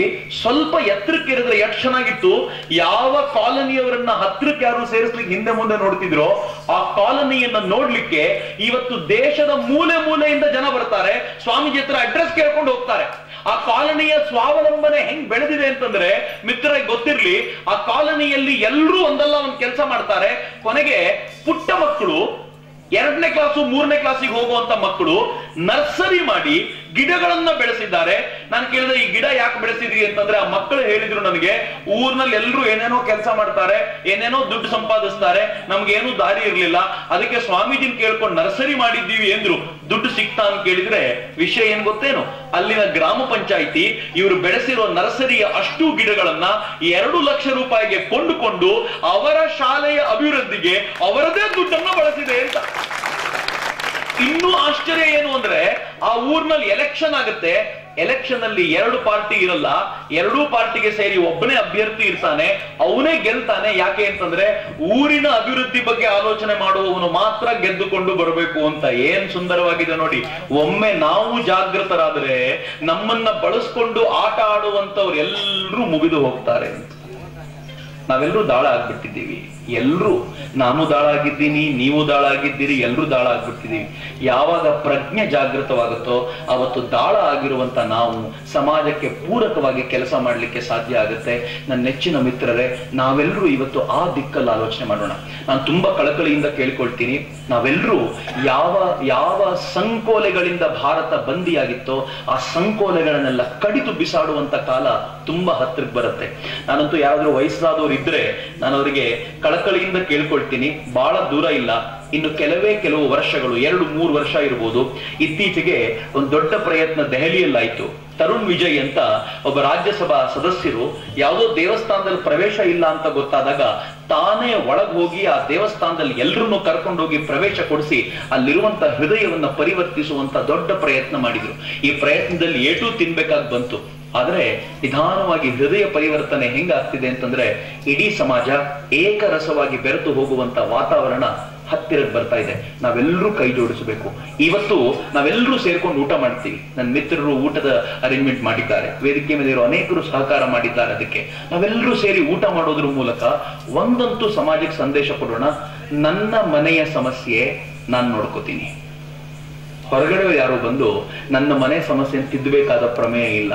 ನನ್ನ ಮನೆ ಎಷ್ಟು ದೊಡ್ಡದಾಗಿದೆ ಅಂತಂದ್ರೆ ಸಮಸ್ಯೆ ಸಾಲ್ವ್ ಮಾಡ್ಲಿಕ್ಕೆ ಸ್ವಲ್ಪ ಸಮಯ ಹಿಡಿಬಹುದು, ಆದ್ರೆ ಸಮಸ್ಯೆಯನ್ನು ಸಾಲ್ವ್ ಮಾಡೇ ಮಾಡ್ತೀವಿ ಅಂತ ನಾವುಗಳು ಕೈ ಜೋಡಿಸಿಕೊಂಡು ನಿಂತು ಬಿಟ್ರೆ ಹೊರಗಡೆಯಿಂದ ಯಾರು ಮೂಗು ತೂರಿಸೋರು ಇರ್ತಾರಲ್ಲ ಅವ್ರ ಸೈಡಿಗೆ ನಿಂತ್ಕೊಳ್ತಾರೆ, ಸಮಸ್ಯೆ ಬೇಗ ಸಾಲ್ವ್ ಆಗುತ್ತೆ.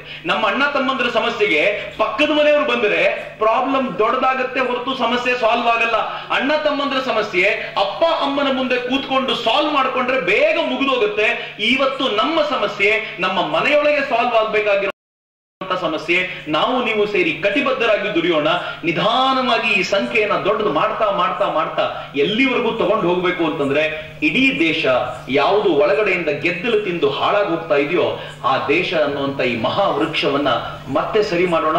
ನನ್ನ ರಾಷ್ಟ್ರ ಅತ್ಯಂತ ಶ್ರೇಷ್ಠ ರಾಷ್ಟ್ರವಾಗೋದಕ್ಕೆ ನಾವೆಲ್ಲರೂ ಕೈ ಜೋಡಿಸೋಣ ಅನ್ನೋದಷ್ಟೇ ನಮ್ಮೆಲ್ಲರ ಉದ್ದೇಶ. ಮಿತ್ರರೇ, ಈ ಊರಿಗೆ ನಿಮ್ಮ ಪ್ರೀತಿಗೆ ನಾನು ಎಷ್ಟು ಋಣಿ ಅಂತಂದ್ರೂ ಕಡಿಮೆ. ನಂಗೆ ಇವತ್ತು ಬಹುಶಃ ನಾನು ಮಾತಾಡಿದ್ದು ಏನಿದೆಯೋ, ಹೆಂಗ್ ಮಾತಾಡಿದ್ದೇನೋ, ಏನ್ ಹೇಳಿದ್ದೀನೋ ಎಲ್ಲವೂ ಬೇರೆ. ಆದ್ರೆ ನೀವು ತೋರಿಸಿರುವಂತ ಪ್ರೀತಿ ಮಾತ್ರ ಅತ್ಯಪೂರ್ವ. ಬಹುಶಃ ಜೀವಮಾನದಲ್ಲಿ ಮರಿಲಿಕ್ಕಾಗದಂತ ಅತ್ಯಂತ ವಿಶೇಷವಾದ ಪ್ರೀತಿಯನ್ನು ನೀವೇನ್ ತೋರಿಸಿದ್ದೀರಿ. ಈ ಪ್ರೀತಿಯನ್ನು ಎಲ್ಲರ ಜೊತೆ ಹಂಚ್ಕೊಳ್ತೀನಿ. ಅನೇಕ ಸಂತರು ಈ ಊರಿಗೆ ಬರಬೇಕು, ಅನೇಕ ಸಂತರು ನಿಮ್ ಜೊತೆ ಮಾತನಾಡಬೇಕು. ನಮ್ಗೆಲ್ರಿಗೂ ಇರೋದು ಒಂದೇ ಒಂದು ಸಮಸ್ಯೆ ಏನು ಅಂದ್ರೆ ಆತ್ಮವಿಶ್ವಾಸದ ಕೊರತೆ ಅಂತ.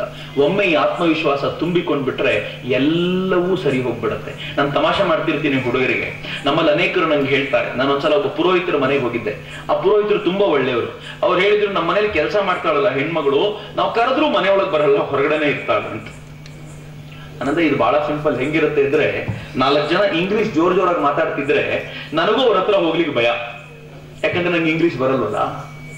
ಅದಕ್ಕೆ ಇರುವಂತ ಒಂದೇ ಒಂದು ಮಾರ್ಗ ಏನು ಅಂದ್ರೆ ಯಾರು ಇಂಗ್ಲಿಷ್ ಮಾತಾಡ್ತಿರ್ತಾರೋ ಅವ್ರ ಮೊದಲು ಬಾಯಿ ಮುಚ್ಕೋಬೇಕು, ಇಂಗ್ಲಿಷ್ ಮಾತಾಡೋದನ್ನ ನಿಲ್ಲಿಸ್ಬೇಕು. ಆನಂತರ ಪಕ್ಕದಲ್ಲಿರುವಂತ ಹುಡುಗ ಯಾವ ಲ್ಯಾಂಗ್ವೇಜ್ ಮಾತಾಡ್ತಾನೋ ಆ ಭಾಷೆಯಲ್ಲಿ ಮಾತನಾಡಿ ಅವನನ್ನ ಹತ್ರಕ್ಕೆ ಕರ್ಕೊಂಡು ಬಂದು ಆಮೇಲೆ ಇಂಗ್ಲಿಷ್ ಮಾತನಾಡ್ಲಿಕ್ಕೆ ಶುರು ಮಾಡ್ಬಿಟ್ರೆ ಅವನಿಗೂ ಒಂದು ಆತ್ಮವಿಶ್ವಾಸ ಬರುತ್ತೆ ಅಂತ. ಹಂಗಂದ್ಮೇಲೆ ಅವ್ರ ಅಮ್ಮನಿಗೆ ಗೊತ್ತಾಯ್ತು, ಇನ್ ಮುಂದೆ ನಿಧಾನವಾಗಿ ಅವಳನ್ನ ಒಳಗ್ ಕರ್ಕೊಂಡು ಬರ್ತೀನಿ ಅಂತ. ಇವತ್ತು ಆ ಪುರೋಹಿತರ ಮನೆಯಲ್ಲಿ ಕೆಲಸ ಮಾಡೋ ಹೆಣ್ಮಗಳು ಒಳಗಡೆ ಬಂದು ತಿಂಡಿ ತಿನ್ಕೊಂಡು ಹೋಗ್ತಾಳೆ. ಅಷ್ಟ್ರ ಮಟ್ಟಿಗೆ ಕೆಲಸ ಆಯ್ತು ಅನ್ನೋದು ಸಮಾಧಾನ ಅನ್ನೋ ಸಂಗತಿ ನಮಗೆ. ಮಿತ್ರರೇ, ಈ ಎಲ್ಲವೂ ಕೂಡ ನಿಧಾನವಾದ ಹೃದಯ ಪರಿವರ್ತನೆಯಿಂದಾಗುತ್ತೆ. ಬಹಳ ದೂರ ಇಲ್ಲ. ಸಮಾಜದ ತಾರುಣ್ಯ ಎಷ್ಟು ಜೋರಾಗಿದೆ ಅಂತಂದ್ರೆ, ನಿಮ್ ಜೊತೆ ಯುವ ಬ್ರಿಗೇಡ್ ಹೆಂಗೆ ಗಟ್ಟಿಯಾಗಿ ನಿಂತಿದೆ ಅಂತಂದ್ರೆ, ನಿಧಾನವಾದ ಹಂತ ಹಂತವಾಗಿ ಈ ಸಮಾಜವನ್ನ ಪರಿವರ್ತನೆ ಮಾಡ್ತಾ ನಾವು ಭಾರತವನ್ನ ಶ್ರೇಷ್ಠ ಶಕ್ತಿಯಾಗಿ ನಿಲ್ಲಿಸಲಿಕ್ಕೆ ಒಂದು ದೊಡ್ಡ ಪ್ರಯತ್ನವನ್ನ ಹಾಕೋಣ. ಒಳಗಿಂದ ಗೆದ್ದಲು ತಿಂದಿರುವ ಈ ಮರವನ್ನ ನಾವು ನೀವು ಸೇರಿ ಗಟ್ಟಿ ಮಾಡೋಣ ಅಂತ ನಾನು ಅತ್ಯಂತ ಕಳಕಳಿಯಿಂದ ನಿಮ್ಮ ಹತ್ರ ಭಿನ್ನವಿಸಿಕೊಳ್ಳಬಲ್ಲೆ ಅಷ್ಟೇ.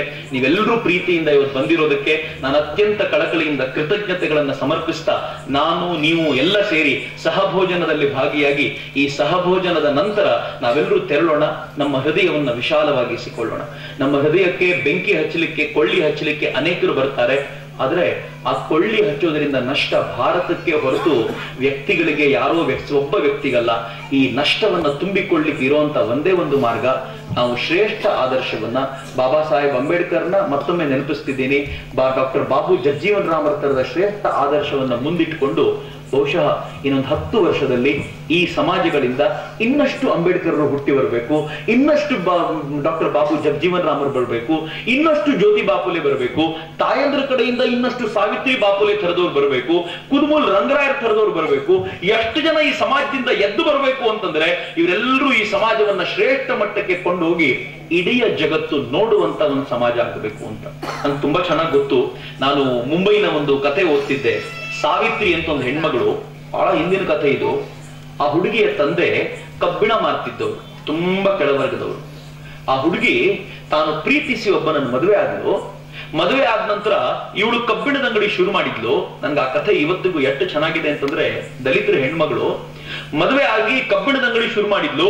ಅದ್ರೊಳು ಎಷ್ಟು ಬುದ್ಧಿವಂತಳಿದ್ಲು, ಎಷ್ಟು ಆಕ್ಟಿವ್ ಆಗಿದ್ಲು ಅಂತಂದ್ರೆ, ಎಷ್ಟು ತಿಳ್ಕೊಂಡಿದ್ಲು ಈ ವ್ಯಾಪಾರದ ಬಗ್ಗೆ ಅಂದ್ರೆ, ನೋಡ್ತಾ ನೋಡ್ತಾ ನೋಡ್ತಾ ನೋಡ್ತಾ ಕಬ್ಬಿಣದ ಅಂಗಡಿಯಲ್ಲಿ ಅಕ್ಕಪಕ್ಕದ ಎಲ್ಲ ಕಬ್ಬಿಣದ ಅಂಗಡಿಗಳಿಗಿಂತ ಹೆಸರುವಾಸಿಯಾದ್ಲು. ಕೊನೆಗೆ ಆ ಊರಿನಲ್ಲಿ 50 ವರ್ಷಗಳಿಂದ ನಡೀತಾ ಇದ್ದ, ಈಗ ಲಾಸ್ ನಲ್ಲಿದ್ದ ಕಬ್ಬಿಣದ ಅಂಗಡಿಯನ್ನು ತಾನೇ ಖರೀದಿ ಮಾಡಿದ್ಲು. ಖರೀದಿ ಮಾಡಿ ಮೊದ್ಲು ಏನ್ ಮಾಡಿದ್ಲು ಅಂತ ಗೊತ್ತಾ? ಹೊಟ್ಟೆ ಹಸಿವಿನ ಸಂಗತಿ ಗೊತ್ತು ಅವಳಿಗೆ. ಅನೇಕ ತಿಂಗಳುಗಳಿಂದ ಸಂಬಳ ಸಿಗದೆ ಇರುವಂತಹ ವರ್ಕರ್ಸ್ ಅನ್ನು ಕರೆದು ಹೇಳಿದ್ಲಂತೆ, ನಿಮ್ ಕಷ್ಟ ನನಗ್ ಗೊತ್ತು, ನಾನು ನಿಮ್ಗೆ ಅಷ್ಟು ತಿಂಗಳ ಸಂಬಳವನ್ನ ಮೊದಲು ಕೊಡ್ತೀನಿ, ಉಳಿದಿದ್ದ ಆಮೇಲೆ ಮಾತಾಡೋಣ ಅಂತ ಹೇಳಿ ಸಂಬಳವನ್ನು ಕೊಟ್ಟು ಅವ್ರನ್ನ ಕರೆದು ಹೇಳಿದ್ಲಂತೆ, ನಾನು ಸಂಬಳ ಕೊಟ್ಟಿದ್ದೀನಿ, ಇನ್ನು ಈ ಕಂಪನಿ ಲಾಸ್ ಅಲ್ಲಿ ಇರದೇ ಇರೋ ತರ ನೀವು ನೋಡ್ಕೋಬೇಕು ಅಂತ. ಮಿತ್ರರೇ, ನೀವು ನಂಬಲ್ಲ, ಆ ಹೆಣ್ಮಗಳು ಎಂತ ಸಾಧನೆ ಮಾಡಿದ್ಲು ಅಂತಂದ್ರೆ, ಅಂತಾರಾಷ್ಟ್ರೀಯ ಮಟ್ಟದಲ್ಲಿ ಆಕೆಯನ್ನು ಕರೆದು ಸನ್ಮಾನ ಮಾಡಿದ್ರು. ನೀನ್ ನಿಜವಾಗ್ಲೂ ದೊಡ್ಡ ಬಿಸಿನೆಸ್ ಮನ್ ಅಂತ ಆಕೆಯನ್ನು ಕರೆದು ಸನ್ಮಾನ ಮಾಡಿದ್ರೆ ಆಕೆ ಹೇಳ್ತಾಳೆ, ನನಗೆ ಬಿಸ್ನೆಸ್ ಮನ್ ಆಗ್ಲಿಕ್ಕೆ ಸಾಧ್ಯ ಹೆಂಗಾಯ್ತು ಅಂದ್ರೆ, ಹಸಿವಿನ ಬೆಲೆ ನನಗೆ ಗೊತ್ತಿದ್ರಿಂದ ನಾನು ಎಲ್ರನ್ನು ಪ್ರೀತಿಯಿಂದ ಕಾಣ್ಲಿಕ್ಕೆ ಸಾಧ್ಯ ಆಯ್ತು ಅಂತ. ನನಗೆ ಇದನ್ನು ಓದ್ದಾಗ ಹೆಂಗ್ ಅನ್ನಿಸ್ಬಿಡ್ತು ಅಂದ್ರೆ, ನಿಜವಾಗಿಯೂ ಯಾರು ಹಸಿವಿನ ಬೆಲೆ ತಿಳ್ಕೊಂಡಿರ್ತಾರೋ ಅವನು ಎಷ್ಟು ಎತ್ತರಕ್ಕೆ ಬೇಕಿದ್ರು ಏರಬಲ್ಲ ಅಂತ. ಹಿಂಗಾಗಿ AC ರೂಮ್ ಅಲ್ಲಿ ಕೂತಿರೋನಿಗಿಂತ ಇವತ್ತು ಈ ಕಲ್ಲೋಳಿಯ ನೆಲದ ಮೇಲೆ ಕೂತಿರುವಂತ ನಮಗೆ ಅತ್ಯಂತ ಎತ್ತರಕ್ಕೆ ಇರುವಂತ ಸಾಮರ್ಥ್ಯ ಇದೆ ಅನ್ನೋದನ್ನು ಮರಿಬೇಡಿ ಅಂತ. ಯಾಕೆಂದ್ರೆ ನೆಲನೂ ಗೊತ್ತು, AC ರೂಮ್ ಅಲ್ಲಿ ಕೂತ್ಕೊಳ್ಳೋದು ಗೊತ್ತು ಅಂತ. ಕಬೀರ್ ದೋಯಲ್ ಒಂದು ಹೇಳ್ತಾರೆ, ಮಂಚದ ಮೇಲೆ ಮಲಗಿದ್ರೆ ಕೆಳಗೆ ಬೀಳೋ ಭಯ ಇರುತ್ತೆ, ನೆಲದ ಮೇಲೆ ಮಲಗಿದ್ರೆ ಇನ್ನೆಲ್ಲಿ ಬೀಳ್ಬೇಕು, ಆರಾಮಾಗಿರ್ತೀವಿ, ಹೋಗಯ್ಯ ನೀನು ಅಂತ. ಇಷ್ಟೇ ನಮ್ಗೆಲ್ರಿಗಿರುವಂತ ದೊಡ್ಡ ಸಾಮರ್ಥ್ಯ ಅದೇ. ಮಂಚದ ಮೇಲೆ ಇದ್ರೆ ತಾನೇ ಪ್ರಾಬ್ಲಮ್, ಮಲಗಿರೋದೇ ನೆಲದ ಮೇಲೆ ಅಂತ, ಇನ್ನೆಲ್ಲಿ ಬೀಳ್ಬೇಕು, ಎಂತ ಸಾಹಸವನ್ನು ಬೇಕಿದ್ರು ನಾನು ಮಾಡಬಲ್ಲೆ ಅನ್ನುವಂತ ಒಂದು ಛಾತಿ ತೋರಿಸುವಂತ ಅವಕಾಶ ನಮಗೆಲ್ರಿಗೂ ಸಿಕ್ಕಿದೆ. ಹಿರಿಯರನ್ನ ನಾನು ತುಂಬಾ ಕಿರಿಯನಾಗಿ ಕೇಳ್ಕೊಳ್ಳೋದೇನಿಲ್ಲ, ಆದ್ರೆ ನನ್ನ ಜೊತೆಯ ಓರಗಿಯ ತರುಣರಲ್ಲಂತೂ ಕೇಳ್ಕೊಳ್ಬೇಕಾಗಿದೆ, ಹೊಸ ಮನ್ವಂತರಕ್ಕೆ ಹೆಜ್ಜೆ ಬರೆಯೋಣ. ಈ ಹೊಸ ಮನ್ವಂತರ ಹೆಂಗಿರ್ಬೇಕು ಅಂತಂದ್ರೆ, ಅದು ನಮ್ಮ ಸಂಗತಿಯಾಗಿರ್ಬೇಕು. ಇಡೀ ಸಮಾಜ ನಮ್ಮನ್ನು ಗೌರವಿಸಿ ನಮ್ಮ ಪಾದವನ್ನ ತೊಳೆದು ನಮ್ಮನ್ನ ಕರ್ಕೊಳ್ಳುವಂತಾಗ್ಬೇಕು. ನಮ್ಮ ಮನೇಲಿ ಒಂದು ಪುಟ್ಟ ಕಾರ್ಯಕ್ರಮ ನಾವು ಮಾಡಿದ್ವಿ, ನಾನು ಹೇಳ್ಕೊಳ್ಬಾರ್ದು ಅನ್ಕೊಳ್ತಿದ್ದೆ, ಆದ್ರೆ ಇತ್ತೀಚೆಗೆ ತುಂಬಾ ಜನ ಹೇಳಲಿಕ್ಕೆ ಅದನ್ನ ಮೋಟಿವ್ ಮಾಡ್ಬಿಟ್ಟಿರೋದ್ರಿಂದ ಹೇಳ್ತೀನಿ ಅಷ್ಟೇ. ನಮ್ಮ ಮನೆಯಲ್ಲಿ ಒಂದು ಪುಟ್ಟ ಮಂದಿರ, ಮನೆ ಮೇಲೆ ವಿವೇಕಾನಂದ ಮಂದಿರ ಅಂತ ಹೆಸರು ಅದಕ್ಕೆ. ಅದ್ರಲ್ಲಿ ರಾಮಕೃಷ್ಣರು, ಶಾರದೆ ಮತ್ತು ವಿವೇಕಾನಂದರಿದ್ದಾರೆ. ಎಲ್ಲರೂ ಬಂದು ಅಲ್ಲಿ ಪೂಜೆ ಮಾಡ್ಕೊಂಡು ಹೋಗುವಂತ ವಾತಾವರಣ ಅದಿರ್ತು. ಈ ಮಂದಿರದಲ್ಲಿ ಒಂದು ಹೋಮ ಮಾಡಬೇಕು ಅಂತ ಯುವ ಬ್ರಿಗೇಡ್ ನ ಮಿತ್ರರನ್ನೆಲ್ಲ ಕರ್ಕೊಂಡು ಬಂದೆ ನಾನು. ಹೋಮ ಹೆಂಗಿತ್ತು ಗೊತ್ತೇನು? ದಲಿತರ 2 ಕುಟುಂಬ ದಂಪತಿಗಳು, ಲಿಂಗಾಯತರ ಒಂದು ಕುಟುಂಬ, ನನ್ನ ಊರಿನಲ್ಲಿ ಜಾಸ್ತಿ ಜನ ಅವರೇ ಇರೋದು, ಬ್ರಾಹ್ಮಣರ ಒಂದು ಕುಟುಂಬ, 4 ಕುಟುಂಬಗಳನ್ನ ಸಾಲ ಕೂರಿಸಿ, ಅಲ್ಲಿವರೆಗೂ ನಮ್ಮ ಅಮ್ಮನಿಗೆ ಹೇಳಿರ್ಲಿಲ್ಲ ನಾನು. ನಮ್ಮಮ್ಮ ಕೇಳಿದ್ದು, ಸಾಲಾಗಿ ಯಾಕೆ ಕೂರಿಸಿದ್ಯಾ ಅವರನ್ನ ಅಂತ.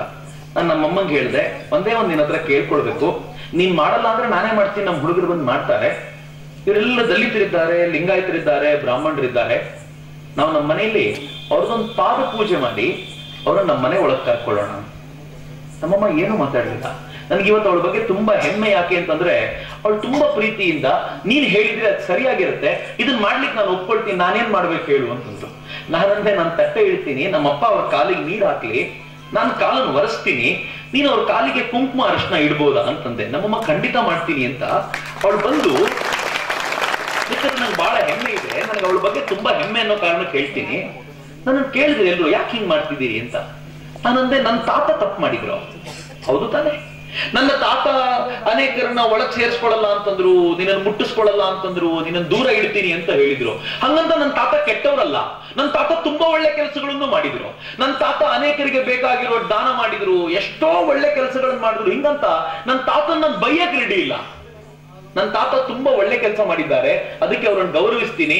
ಈ ಒಂದ್ ತಪ್ಪನ್ನು ನನ್ನ ತಾತ ಮಾಡಿದ್ರಲ್ಲ, ಅವ್ರ ಪರವಾಗಿ ನಾನು ಪ್ರಾಯಶ್ಚಿತ್ತ ಮಾಡ್ಕೊಳ್ತೀನಿ ಅಂತ ಅವತ್ ನನ್ನ ಪಾದ ಪೂಜೆ ಮಾಡಿದಾಗ ನಮ್ಮಮ್ಮ ಹೇಳಿದ್ರು, ವಾಹ್, ಬಹಳ ಸಂತೋಷ ಆಯ್ತು ನನಗಿವತ್ತು. ನಾವು ಬೈಯೋರ ಜಾತಿಯವರಲ್ಲ, ನಾವು ತಿದ್ದಿಕೊಳ್ಳುವವರ ಜಾತಿಯಲ್ಲಿರೋರು ಅಂತ ಆ ಪಾದ ಪೂಜೆ ಮಾಡಿ ಅವರನ್ನು ಒಳಗ್ ಕರೆದು ಅವರನ್ನ ಹೋಮಕ್ಕೆ ಕೂರಿಸಿದಾಗ ನನ್ಗೆ ಬಹಳ ಖುಷಿಯಾಗಿದ್ದೇನು ಅಂದ್ರೆ, ಹೋಮಕ್ಕೆ ಅವ್ರ ಜೊತೆ ಕೂತಂತ ಬ್ರಾಹ್ಮಣ ಕುಟುಂಬವೂ ಕೂಡ ಎಷ್ಟು ಪ್ರೀತಿಯಿಂದ ಭಾಗವಹಿಸಿತು. ಆ ಪೂಜೆಯನ್ನ, ಹೋಮವನ್ನ ಮಾಡಿಕೊಟ್ಟಂತ ಅರ್ಚಕರು ಎಷ್ಟು ಪ್ರೀತಿಯಿಂದ ಹೋಮವನ್ನು ಮಾಡಿಕೊಟ್ಟ ಅರ್ಚಕರು ಬಂದು ನನಗೆ ಹೇಳಿದ್ರು, ನನ್ನ ಜೀವನ ಧನ್ಯ ಅನಿಸ್ತು ಚಕ್ರವರ್ತಿಗಳೇ, ತುಂಬಾ ಖುಷಿ ಆಯ್ತು ಅಂತ ಹೇಳಿ ಅವತ್ತು ಮತ್ತೇನೂ ಮಾತಾಡದೆ ಹೊರಟ್ಬಿಟ್ಟು. ನಂಗೆ ಎಷ್ಟು ಆನಂದ ಅನ್ನಿಸ್ತು ಅಂತಂದ್ರೆ, ಪರಿವರ್ತನೆ ಹಿಂಗೆ ಸಾಧ್ಯ. ಆ ಪೂಜೆ ಕೂತಿದ್ದಂತ ದಲಿತರ ಕುಟುಂಬದ ಹುಡುಗ, ಅವನೇ ಪದೇ ಪದೇ ಬಂದು ನನಗೆ ಹೇಳ್ತಿರ್ತಾನೆ, ನಾನು ತುಂಬಾ ಕೋಪಿಸ್ಕೊಳ್ತಿದ್ದೆ ಎಲ್ಲರನ್ನು ಕಂಡ್ರೆ, ಆದ್ರೆ ಕೋಪಿಸ್ಕೊಳ್ಳೋದ್ರಿಂದ ಪರಿಹಾರ ಇಲ್ಲ, ಒಂದ್ ಹೆಜ್ಜೆ ಮುಂದೆ ಹೋಗೋದ್ರಿಂದ ಪರಿಹಾರ ಸಿಗುತ್ತೆ ಅಂತ ಇವತ್ತು ಅರ್ಥ ಆಯ್ತು. ನಾವೆಲ್ಲರೂ ಒಂದ್ ಹೆಜ್ಜೆ ಮುಂದೆ ಬರಬೇಕು ಅಂತಷ್ಟೇ ಅಂತ.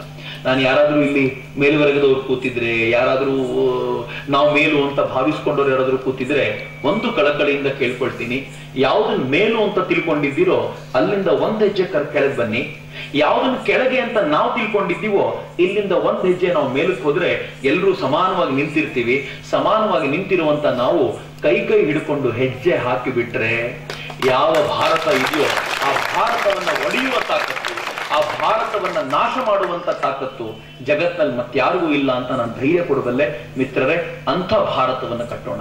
ಈ ಭಾರತ ಹೆಂಗಿರ್ಬೇಕು ಅಂದ್ರೆ, ಯಾವ ಭಾರತದ ಕನಸನ್ನ ಅವರೆಲ್ಲರೂ ಕಂಡ್ರೋ, ಶ್ರೇಷ್ಠರೆಲ್ಲರೂ ಕಂಡ್ರೋ ಅಂತ ಭಾರತವನ್ನು ಕಟ್ಟೋಣ ಅಂತ ಕಳಕಳಿಯಿಂದ ಹಾರೈಸ್ತಾ, ನಿಮ್ಮ ಪ್ರೀತಿಗೆ ಅತ್ಯಂತ ಪ್ರೀತಿಯ ನಮನಗಳನ್ನ ಸಮರ್ಪಿಸ್ತಾ ನನ್ನ ಮಾತುಗಳನ್ನ ಮುಗಿಸೋಕ್ಕಿಂತ ಮುಂಚೆ ಇವತ್ತು ಭೋಜನ ಮುಗಿದ ನಂತರ, ಸಹಭೋಜನ ಮುಗಿದ ನಂತರ ನಮ್ಮ ಹೃದಯವನ್ನ ಕಟ್ಟುವ ಹೃದಯವನ್ನಾಗಿ ಮಾಡೋಣ.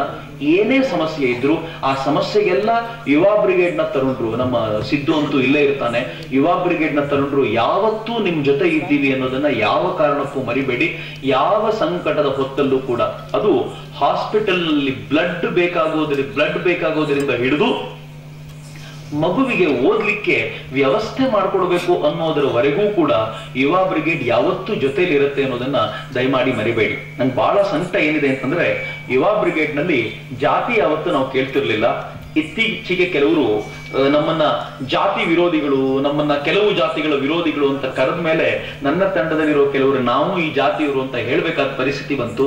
ನಾನು ಎಲ್ಲ ಯುವ ಬ್ರಿಗೇಡ್ ನ ಮಿತ್ರರಿಗೆ ಈ ವಿಚಾರಕ್ಕೋಸ್ಕರ ಕ್ಷಮೆ ಕೇಳ್ಕೊಳ್ತಾ, ಮಿತ್ರರೇ, ನಾವೆಲ್ಲರೂ ಜೊತೆಲಿ ಹೆಜ್ಜೆ ಹಾಕೋಣ, ಈ ರಾಷ್ಟ್ರವನ್ನ ವಿಶ್ವಗುರು ಮಾಡೋಣ ಅಂತ ಅತ್ಯಂತ ಕಳಕಳಿಯಿಂದ ಪ್ರೀತಿಯಿಂದ ಹಾರೈಸ್ತಾ, ಎಲ್ಲ ತಾಯಿಯಂದ್ರಿಗೂ ಅಷ್ಟೇ ಭಕ್ತಿಯಿಂದ ನಮಸ್ಕರಿಸ್ತಾ ನನ್ನ ಮಾತುಗಳನ್ನ ತಾಯಿ ಭಾರತೀಯ ಪದತಲಕ್ಕೆ ಸಮರ್ಪಿಸ್ತೇನೆ.